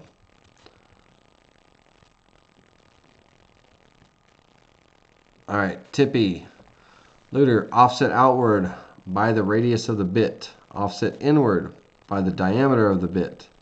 There you go. Tippy. Thank you, Tippy, for the other night. You know what I mean. I appreciate that. Kevin Wilkerson. Thanks, Doug. Tippy, offset outward by the radius of the bit. Are you repeating yourself, man? So you're saying, Tippy, to change the outward, change the radius and everything? Never had to do that, but by doing the inward, outward, inward, it does the horizontal, then the vertical. But I'll try it your way as well as also. Let's see here. Kevin, mine is under specialist, but it doesn't make a difference just where you're... No, yeah, Doug, I think Kevin was just wanting to know, is it an end mill or is it a profile bit? Does he have to draw a profile form tool? You have to draw the right side of that profile to add it to the tool database. With an end mill, you don't. You just choose end mill. And this is a surfacing bit, so therefore, Kevin, it is an end mill. Keith, I don't know how you smell. Do I have smell-o-vision? Because I do smell popcorn too. It was delicious. I ain't got none yet. Just kidding. Let's see here. So, yep, the screen froze. I remember that one.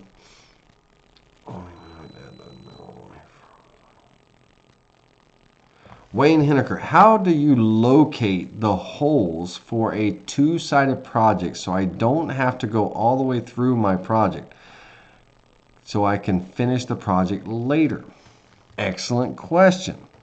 All right, Wayne, I've run through this quite a few times, but let me run through this with you again. I'm going to switch over and I'm going to change this.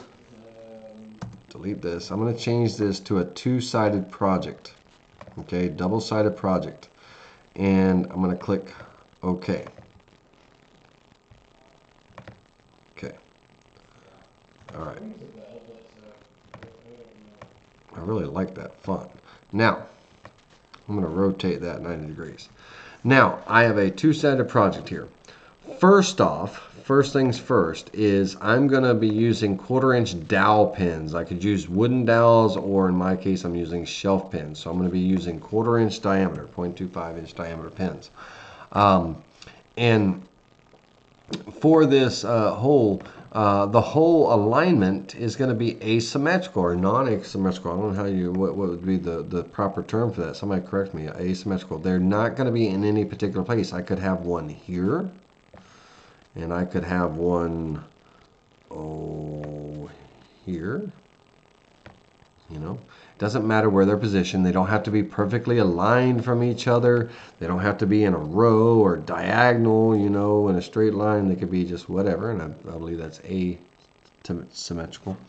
What I'm going to do is I'm going to take these two circles and I'm going to copy them, right click and copy them to the other side, my board.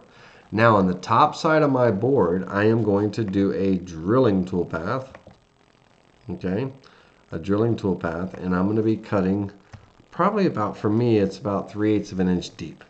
And this is going to be, I'm going to put these holes in a waste area on my board, right, not in the middle of my project. Keep that in mind. You want to put them somewhere where there's waste area that's not going to be part of your project. You know what I mean? Wherever you put them. You know? And of course, let me flip over to the other side because I just moved them. And let me delete these guys. Flipping back to this side. All right. So make sure they're in a waste area of your board. You know, somewhere that's not going to be part of your project. Once again, we're going to copy them to the other side. Now, my cut depth for the top of my board, I'm not cutting all the way through my material. I just want to cut a little ways in. It depends on how long my dowels are. Now, my dowels that I use, the little shelf pins, they're 1/2 inch in length. So I typically cut 3/8 of an inch in the top of my board and then only 1/4 of an inch into my waste board. And that gives me a little bit of play and everything. So I'm going to be using my 1/4 inch end mill, and I will be pecking. And so I'm going to calculate this on these two here. I'm going to calculate that. And I'm going to have this drilling operation, whatever order that it's going to be in. Let's get rid of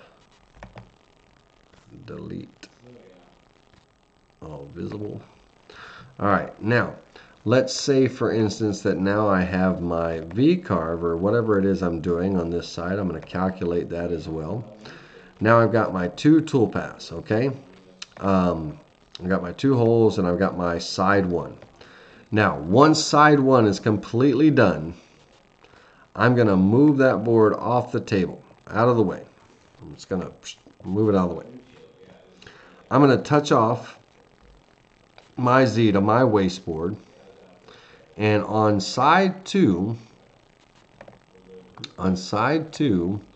those holes that I copied, that's the mirrored copy of those holes. That's the toolpath. These are the holes that are going to get carved in my wasteboard on the bottom side, bottom. This is also going to be a drilling operation for me, and it's only going to be 1/4 of an inch deep. Okay, now these don't get cut on the bottom of the board, even though you're watching the preview in the bottom of the board and everything. Oops, let me select both holes. It would help if I had both of them selected. They're not going to be in the bottom of the board. They are going to be cut on the wasteboard. So this board's going to be out of the way. You know, we're going to have side one. All right, side one, bam, done. I'm going to unclamp this board. I'm going to completely move it out of the way. And then I'm going to take that same 1/4 inch end mill and I'm going to touch off on my wasteboard, make sure it's zeroed out. And I'm going to run that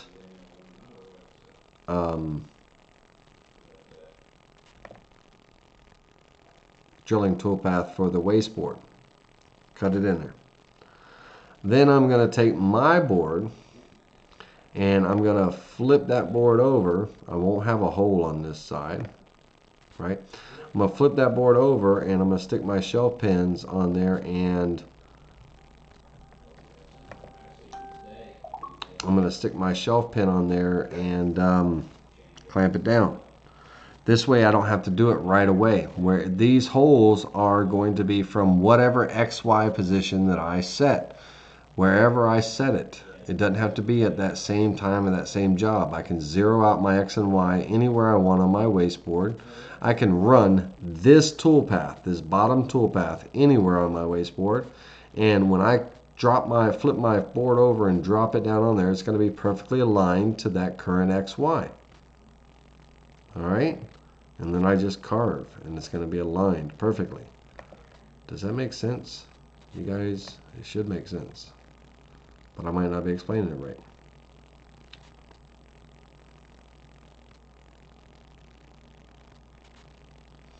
Peter Hearn, let me talk with Burl. I've got to figure out that one's kind of got my head puzzled and stuff. Not sure why it would show at the start points a little deeper than the rest of the cut. Honestly, I have no clue. Never. You know, a cut depth of 0.25 is 0.25. It would never, I don't know why it would go down and then back up and then travel whatever cut depth it's supposed to be. I honestly don't know. So let me find out and I'll get an answer to you on that one.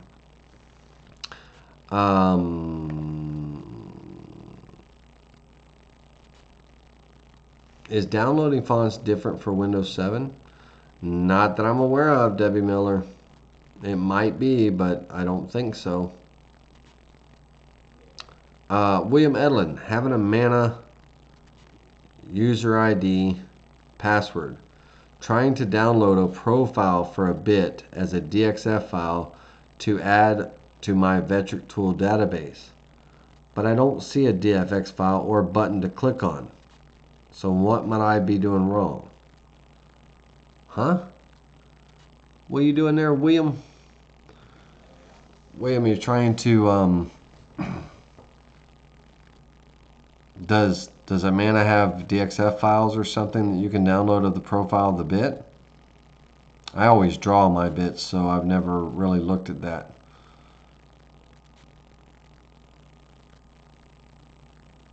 Yeah, Peter, send me the file. Actually, let me carve it.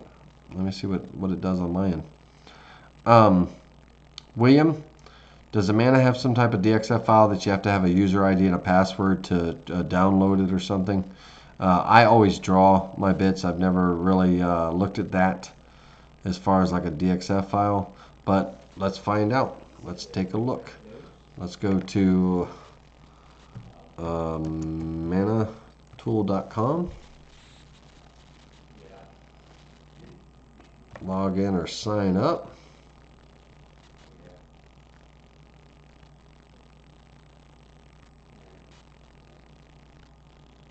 Register here. Wait, that's a dealer account. I'm not a dealer. Hold on a minute there, Hoss. Create a user account. There we go.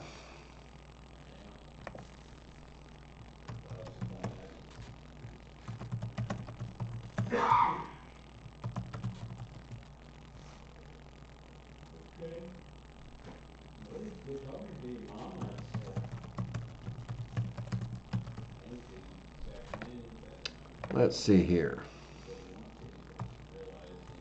Ha! You guys thought you were going to get to see my password, didn't you?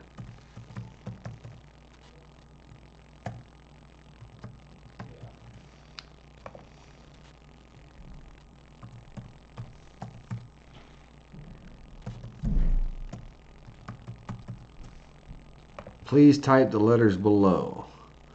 Oh my gosh. 3Y. Oh, I'm going to get stuck on that one. That one looks like a 5U.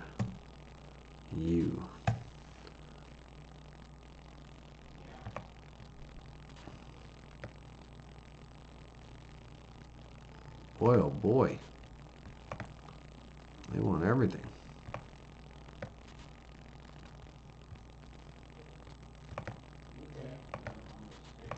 We're working on it there, William. I mean, Lord have mercy, the things you got to go through to get a DXF file. All right. Never, because I'll never do this again. All right, let's go look at a tool here.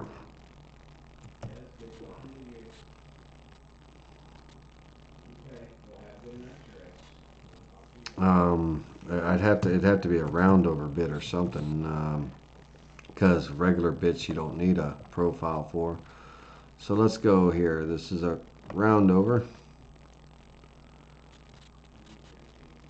Okay.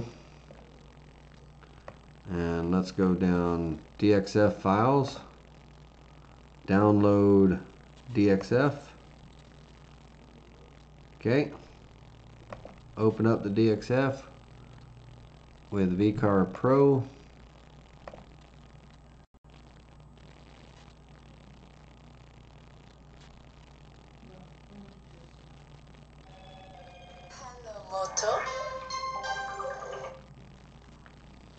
Alright, here's the profile.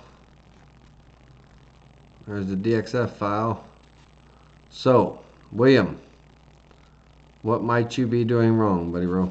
I just walked you through the steps. So,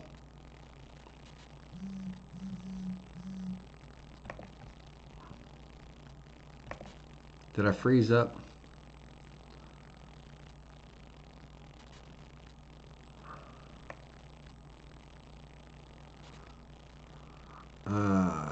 Let's see here. I would like to see you draw a router bit sometime. I would like to have a copy of it to VCarve. Wait, hold on. I would like to see you draw a router bit sometime. I would like to have a copy of it to VCarve. Like an actual router bit? Okay. Like a rope. Who was it said rope bit? Somebody's like, grab a rope bit, man. Todd did. There was a beating bit that I just pulled up there, Todd. This wasn't a rope bit. It was a beating bit, but you know, here's the DXF file, William, and you know, but of course we don't need any of that for the toolpath. We don't need any of that. Don't need that, or that, or that, or that. On here, we only need the right side, but we also need half of this one. So let's go into node editing, split this in half, cut that vector right there, and then take these two vectors, this one here and this one here, and oops, don't hit delete, Control Z. These two vectors, and join them together as one. Those two separate vectors, join them together as one.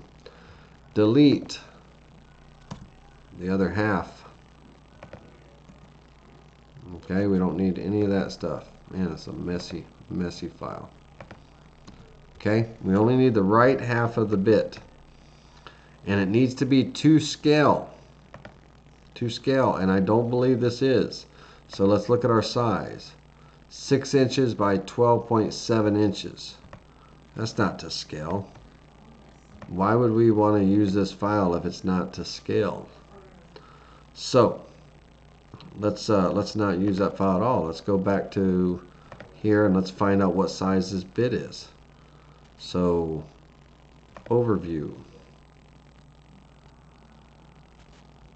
Here's a Vectric library file. The Vectric tool file should be used with conjunction with the Amana tool item number specified. Using the file with other brands is dangerous. That's fine. Let's download this tool. Okay. See that tool file that we just downloaded? Let's go into Vectric. Don't use the DXF. That was dumb. DXF is terrible. I have to go through all that. Alright, let's go over there and let's see that tool file that we just downloaded. Tool database. Import. Find that file.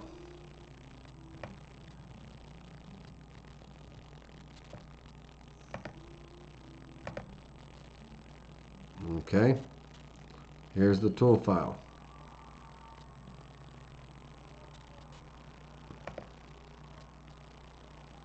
But here's the problem with that tool file.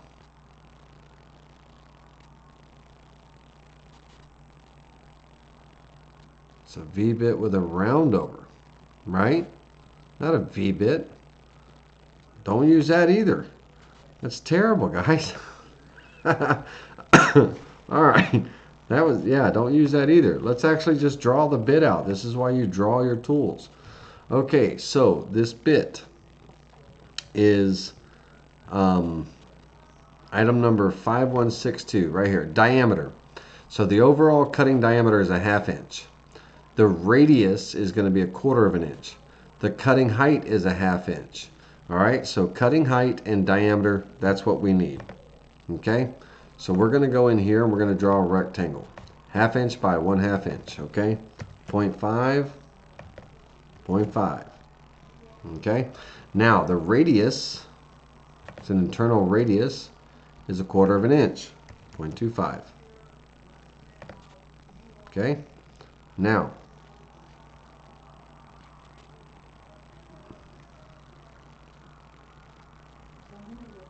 bear with me.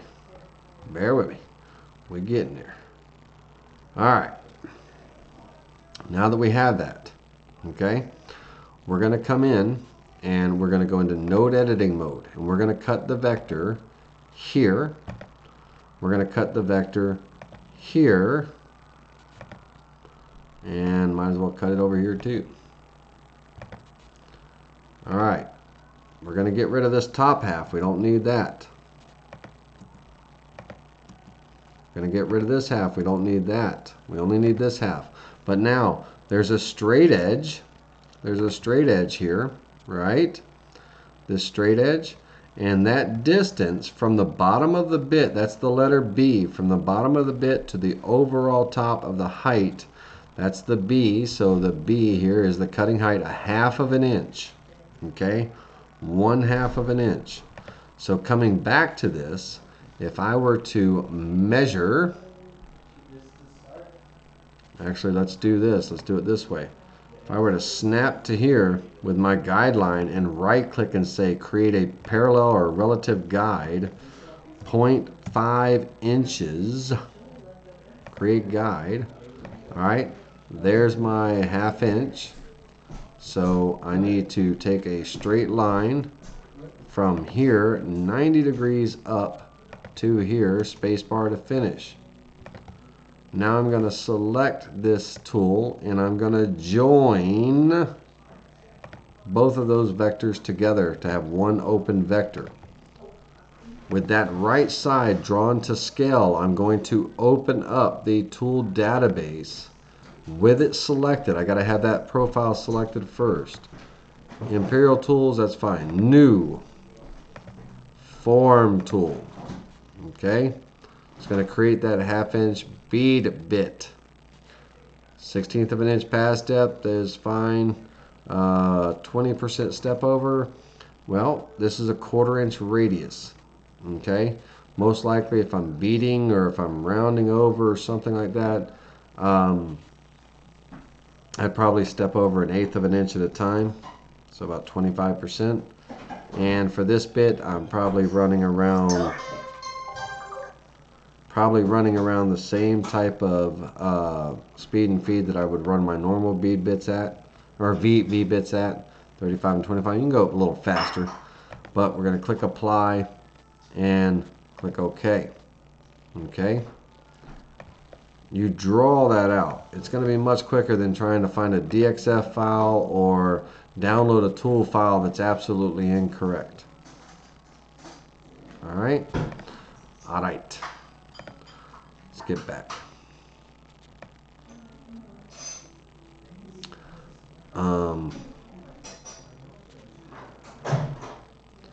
Tad, not sure if it is just me, but can you not see your entire screen?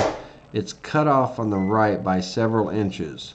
Can't see your toolpath menu on the right. Let's take a look here.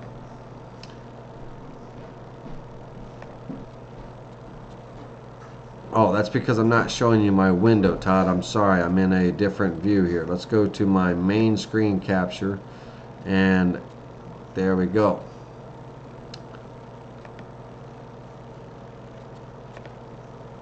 Alright, now Todd, you should be able to see my full screen here in just a moment.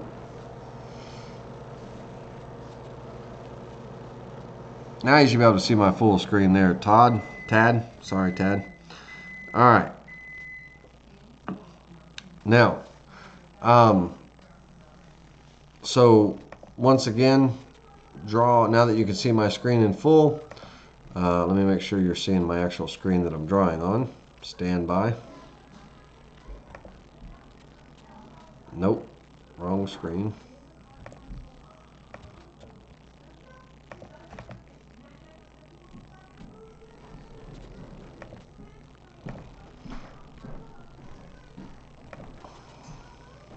Okay.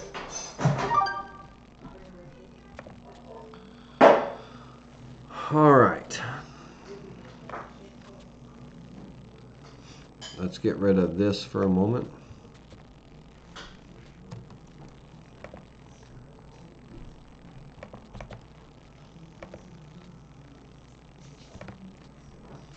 All right, on that tool profile, let's get it on the board so you guys can see it.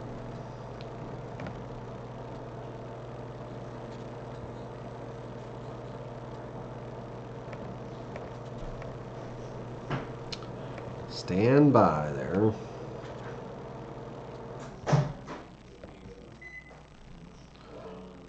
Did you see me draw it? Were you able to see my screen enough to see me draw this bit? If not, I can do it again.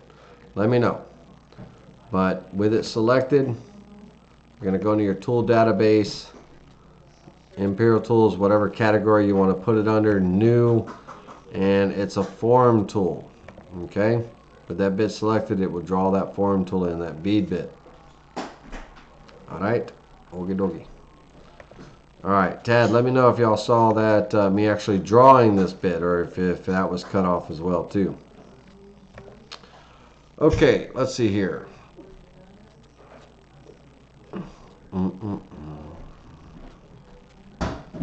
Debbie, you keep retracting your messages. What you got, girl? Ask any question you want. You know me. I'll answer it all. Let me know. Keep seeing. My question of the day is the touch-off tool. Do you have a wiring diagram and instruction sheet? I have the metal part. Not sure what the wife did with the rest of what was in the box. Okay, so Tad, our touch plate,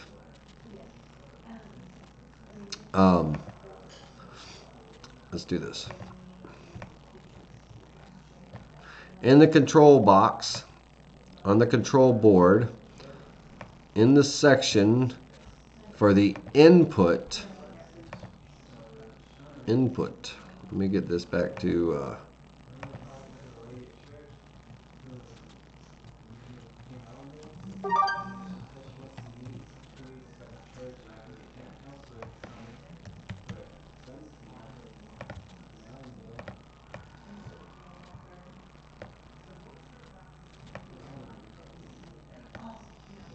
one more. Hold on.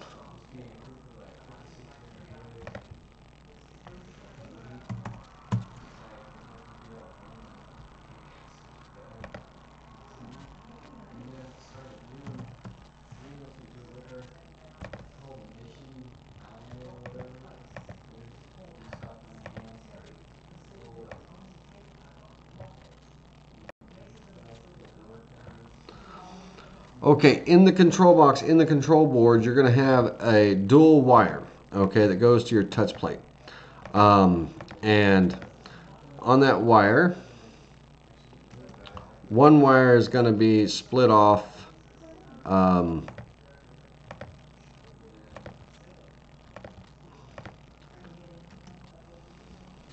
okay.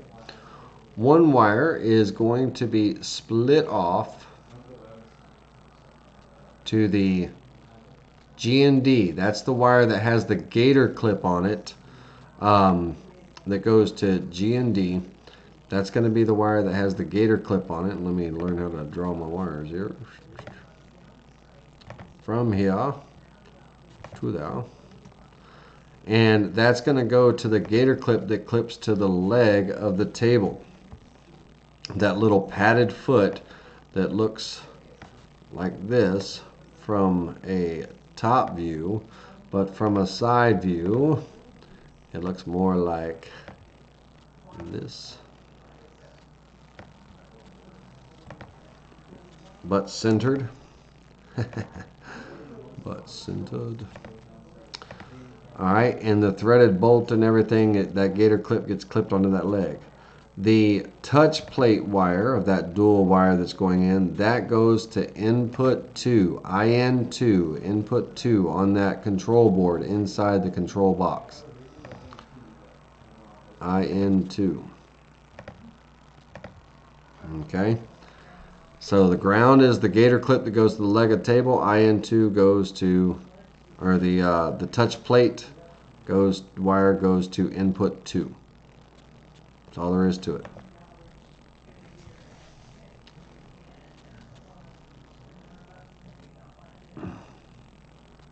And it clips to the bolt of the table, that little foot leg. Looks like it's called an elevator bolt. It's the padded foot.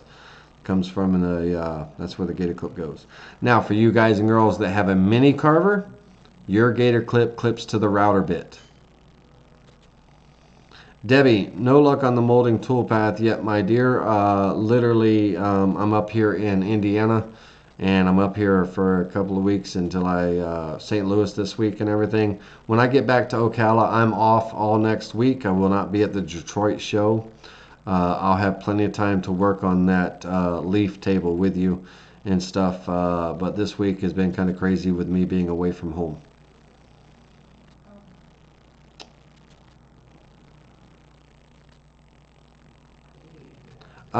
On the gauge of wire, Tad, 18 gauge is fine. Small little 18 gauge. 18 or 20. 18 to 20, either one. Either one. And it could be any color you want it to be.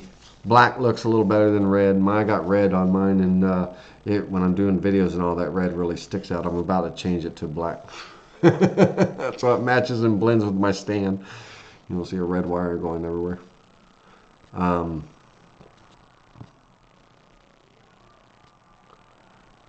No.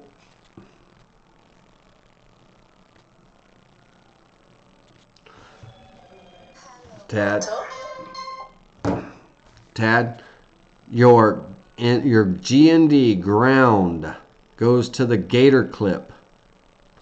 That clips onto the threaded bolt, elevator foot of your table, of your 2440. Input 2 goes from the board of input 2 to your flat touch plate.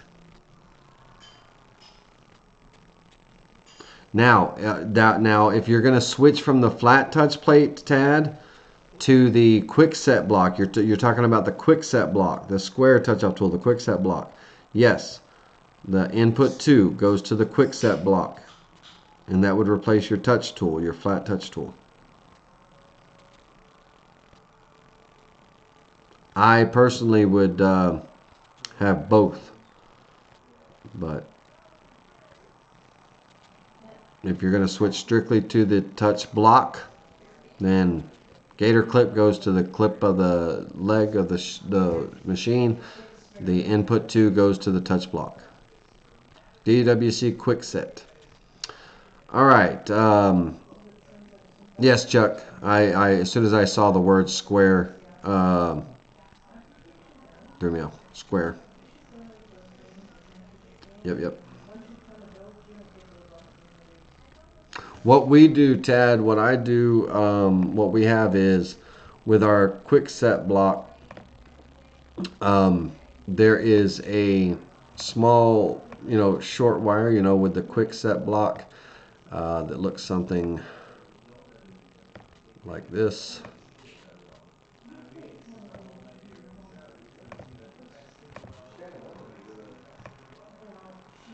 It's not to scale, guys, so don't hold it against me. Anyway, on the quick set block, we have a wire that clips to the flat touch plate. There's a gator clip, a very short wire that comes from the block to a gator clip that clips onto the touch plate. Whatever that touch plate would be. Right, that touch plate. It clips right on the touch plate so that sends the continuity signal to the block. But that way you can use your 10,000 gauge touch plate or your quick set block, either one. And the little gator clip on the end of the quick set block just clips onto the flat touch plate when you're using it, unclips when you're not using it. So keep that in mind as well. Also. And this is supposed to be a poor rendering of the touch the touch plate. That's terrible. All right, Q&A, guys. Let's ask some questions. You got any others? Can you make a video on that sometime? I'm a visual person. I just drew it out, Debbie. Yes, I can make a video on it. I sure can. Burl has got me working on videos this week and instruction sheets and things. So I will make sure I get something out to you guys soon. All right, ladies and gentlemen, it's 9:29. Do y'all have any other questions, anything project related or vetric related or anything related that if not, we're going to end this in about 10 minutes. Go ahead, Tad. Fire away.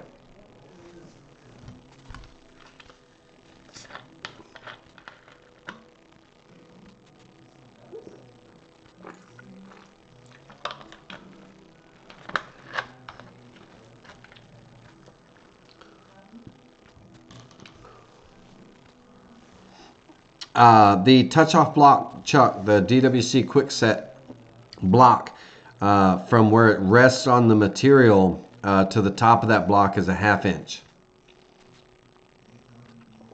So you would type in 0.5 instead of 0.01.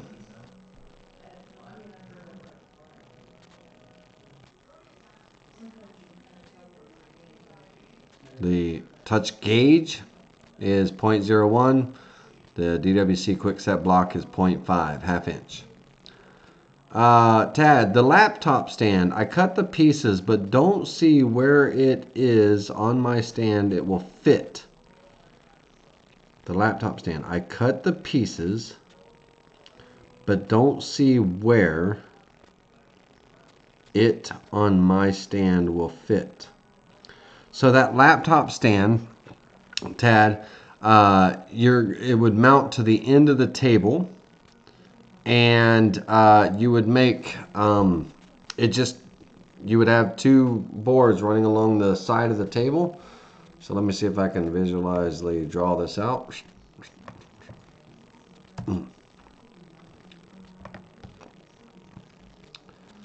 Oh, let's see here.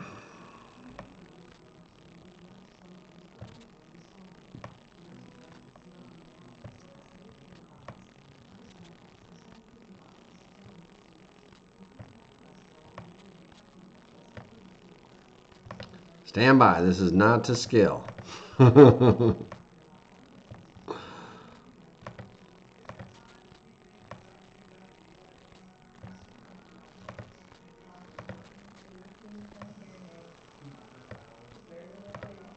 Okay, so imagine if you were looking at the end of your stand, okay?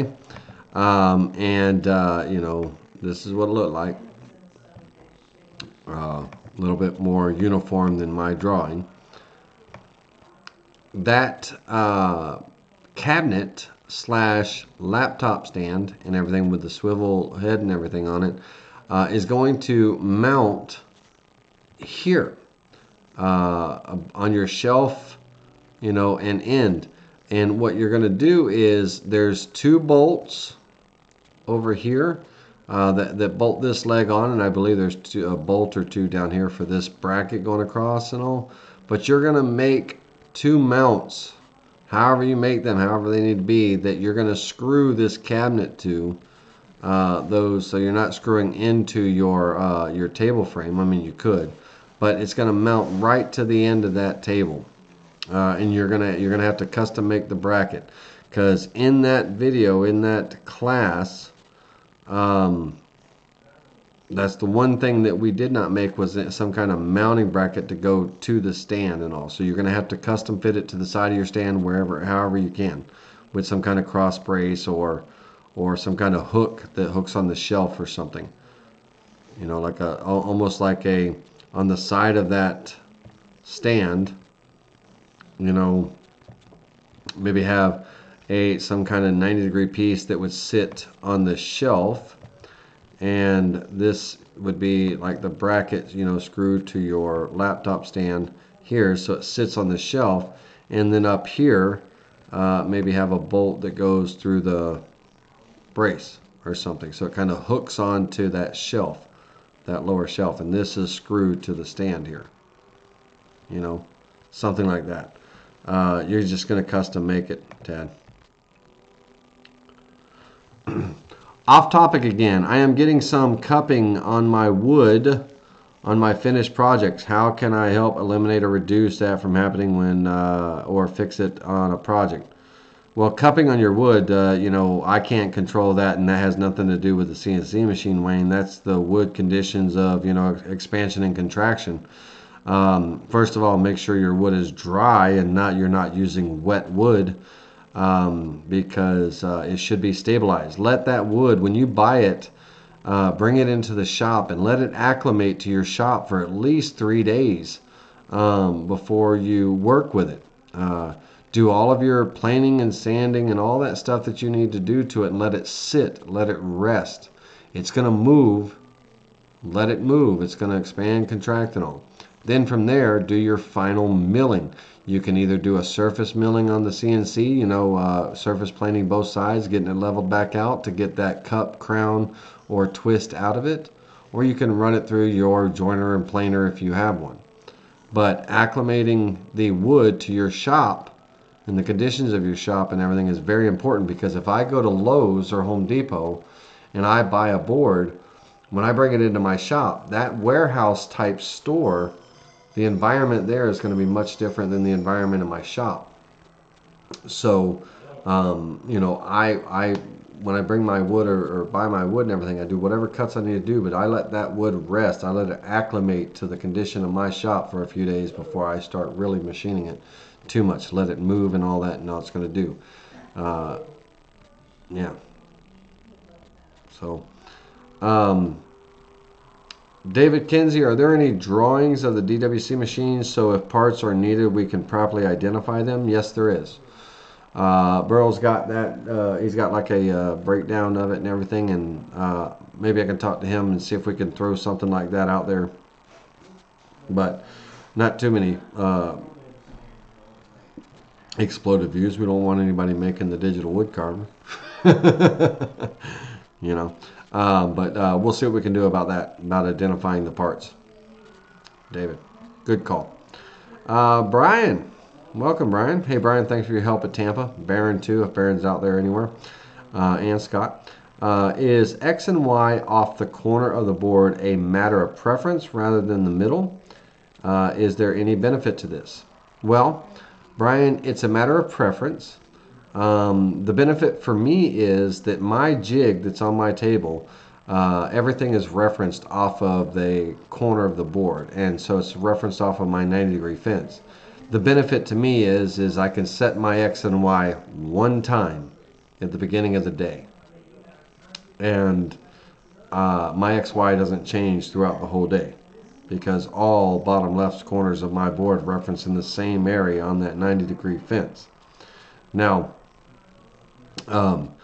working off the center is, you know, if I have a live edge slab or something where I don't have a defined corner that I can work from, then I'm going to work from the center.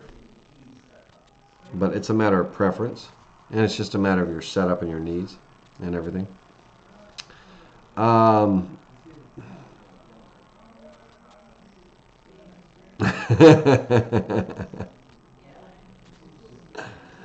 That does scale after a few beverages. Tad, let's see here. So it does not go under the table if mounts to the side going outward.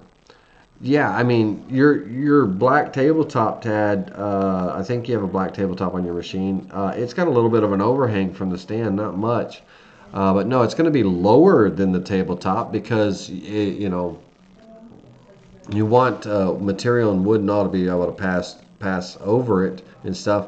But don't forget, you've got this laptop stand, this rotary stand that's sticking up out of the top of it and everything. It swivels out of the way. That's why it swivels, so you can move it out of the way if you're ever doing like pass-through carving and stuff. But the actual top of the cabinet sits below the surface of the table, for sure. Is there a general formula for bit settings based on diameter or size? No. Here's the general things. Your step overs of your bits, Tippy, are half the diameter of the bit or less. Step over, half the diameter of the bit or less. Pass depth, 50% the diameter of the bit or less. That means like if I'm using a 1/4 inch diameter bit, my pass depth is going to be 1/8 of an inch or less. I generally set mine to a 1/16 of an inch because I'm not really an aggressive cutter. But if I had a 1/2 inch end mill, that rule of thumb, 50% or less, that'd be a 1/4 inch cut or pass depth. And, you know, for me, that's not going to do it. So that's why the or less, you know, because I set mine to 1/8 of an inch. My 1/2 inch end mills take 1/8 of an inch pass at a time. But your step over, same thing, you know, 50% the bit or less. I generally am at around 40% or 33 1/3% of my bit. As far as, you know, feeds and speeds and stuff, generally your end mills are going to range. Now with the digital wood carvers, this will not be the same range for all CNC machines out there because some are bigger and, you know, some are smaller. But general range for your end mills are going to be between 45 and 65 inches a minute. Range between your ball nose bits are going to be from 45 to 75 inches a minute. and your V-bits, no matter what angle, are going to run around 35 inches a minute. So, you know, that, knowing that rule of thumbs, then you would kind of build off of that. Let's see here.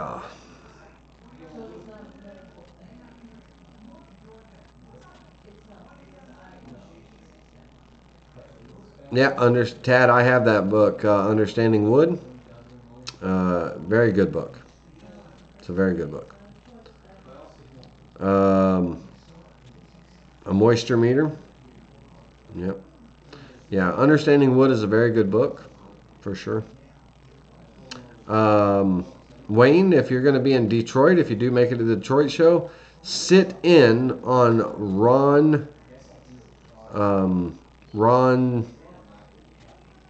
Ron's class. Bear with me. Burl,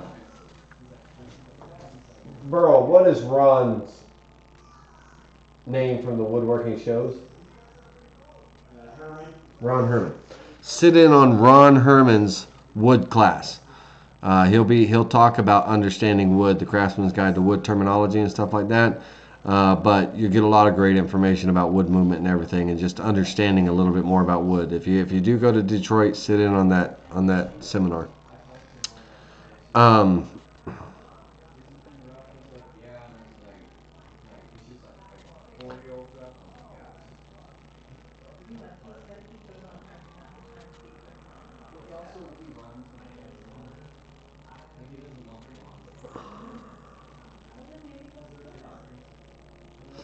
So yeah, Tad, the shelf that's on the 2440, that stand that that I was showing here in this. Oops, hold on a second. That stand that I was showing in here, like imagine if I had some kind of 90-degree bracket that I had clamped to my cabinet. Let me see here if I could do this. Like this is my cabinet, and if I had it mounted, it would sit on the shelf, and then there'd be some kind of top bolt going through to bolt into the top to hold it and everything. But yeah, you know what I mean? It would sit on that shelf.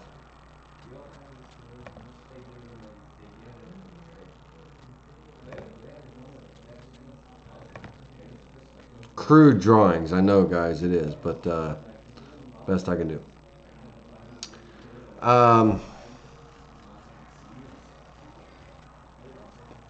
Wayne, if the wood is dried in a kiln, then you got to explain. You're up north. Is it snowing? What's the humidity like in your shop? Kiln dried wood, even wood that I buy kiln dried from Lowe's or Home Depot or what have you, still gonna move, still gonna expand, gonna track. Just because it's kiln dried doesn't mean that it's excluded from expansion and contraction. So it's still gonna work, cup, twist, and all that. You let it acclimate to your shop.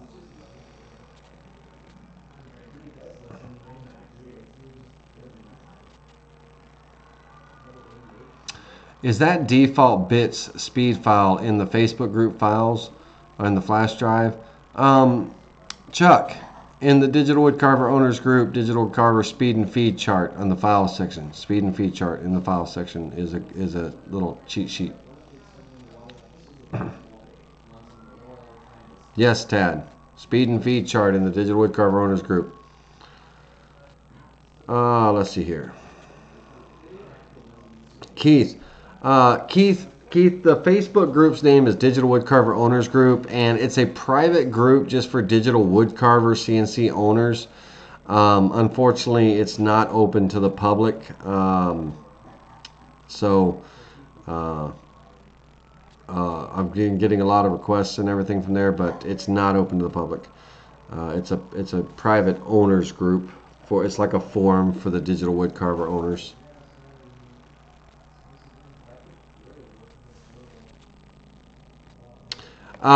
Yeah, Tad, lower it down. If it won't fit, lower it down. It doesn't have to be perfect. Lower it down and stuff. All right, ladies and gentlemen, another few minutes, and then we're going to call it a night. Yeah, Keith, I'm about to. We'll have the SpindleTV group up and going, which will be a support group for everybody that's attending the SpindleTV channels and stuff like that, where you can get files and things like that. That should be up and going in the next couple of months. But the Digital Woodcarver Owners Group is kind of their private forum.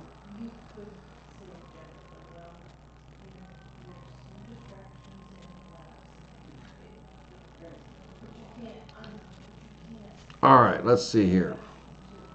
While we're waiting, let's do one last thing here.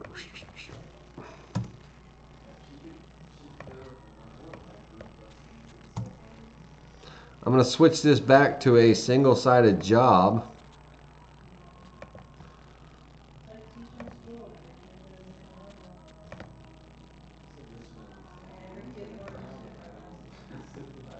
All right, let me get rid of all these vectors that are...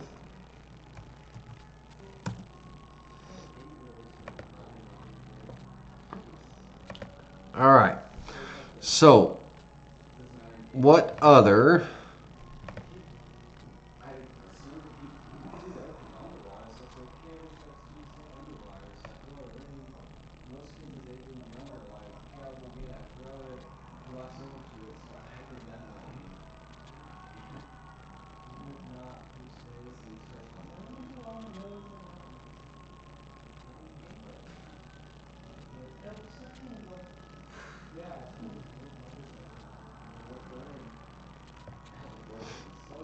All right, let's see here. What do we got now going on here?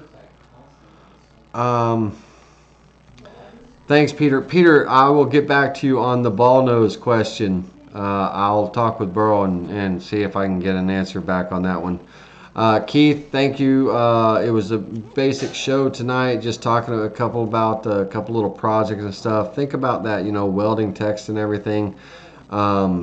Having some fun with that. Think about that profile toolpath and those sharp corners, using your V-bit to give you a nice chamfered top and everything before your profile cut out. And that would kind of apply to really anything that you're profile cutting out. Keep that in mind. Yep, Todd, exactly.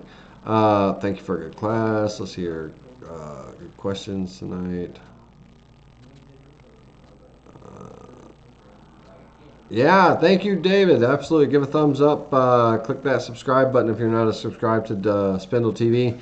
And definitely click the alerts button, that little bell, and that'll alert you whenever there's a new live class coming. We try to do it every Monday from 7 to 9 p.m.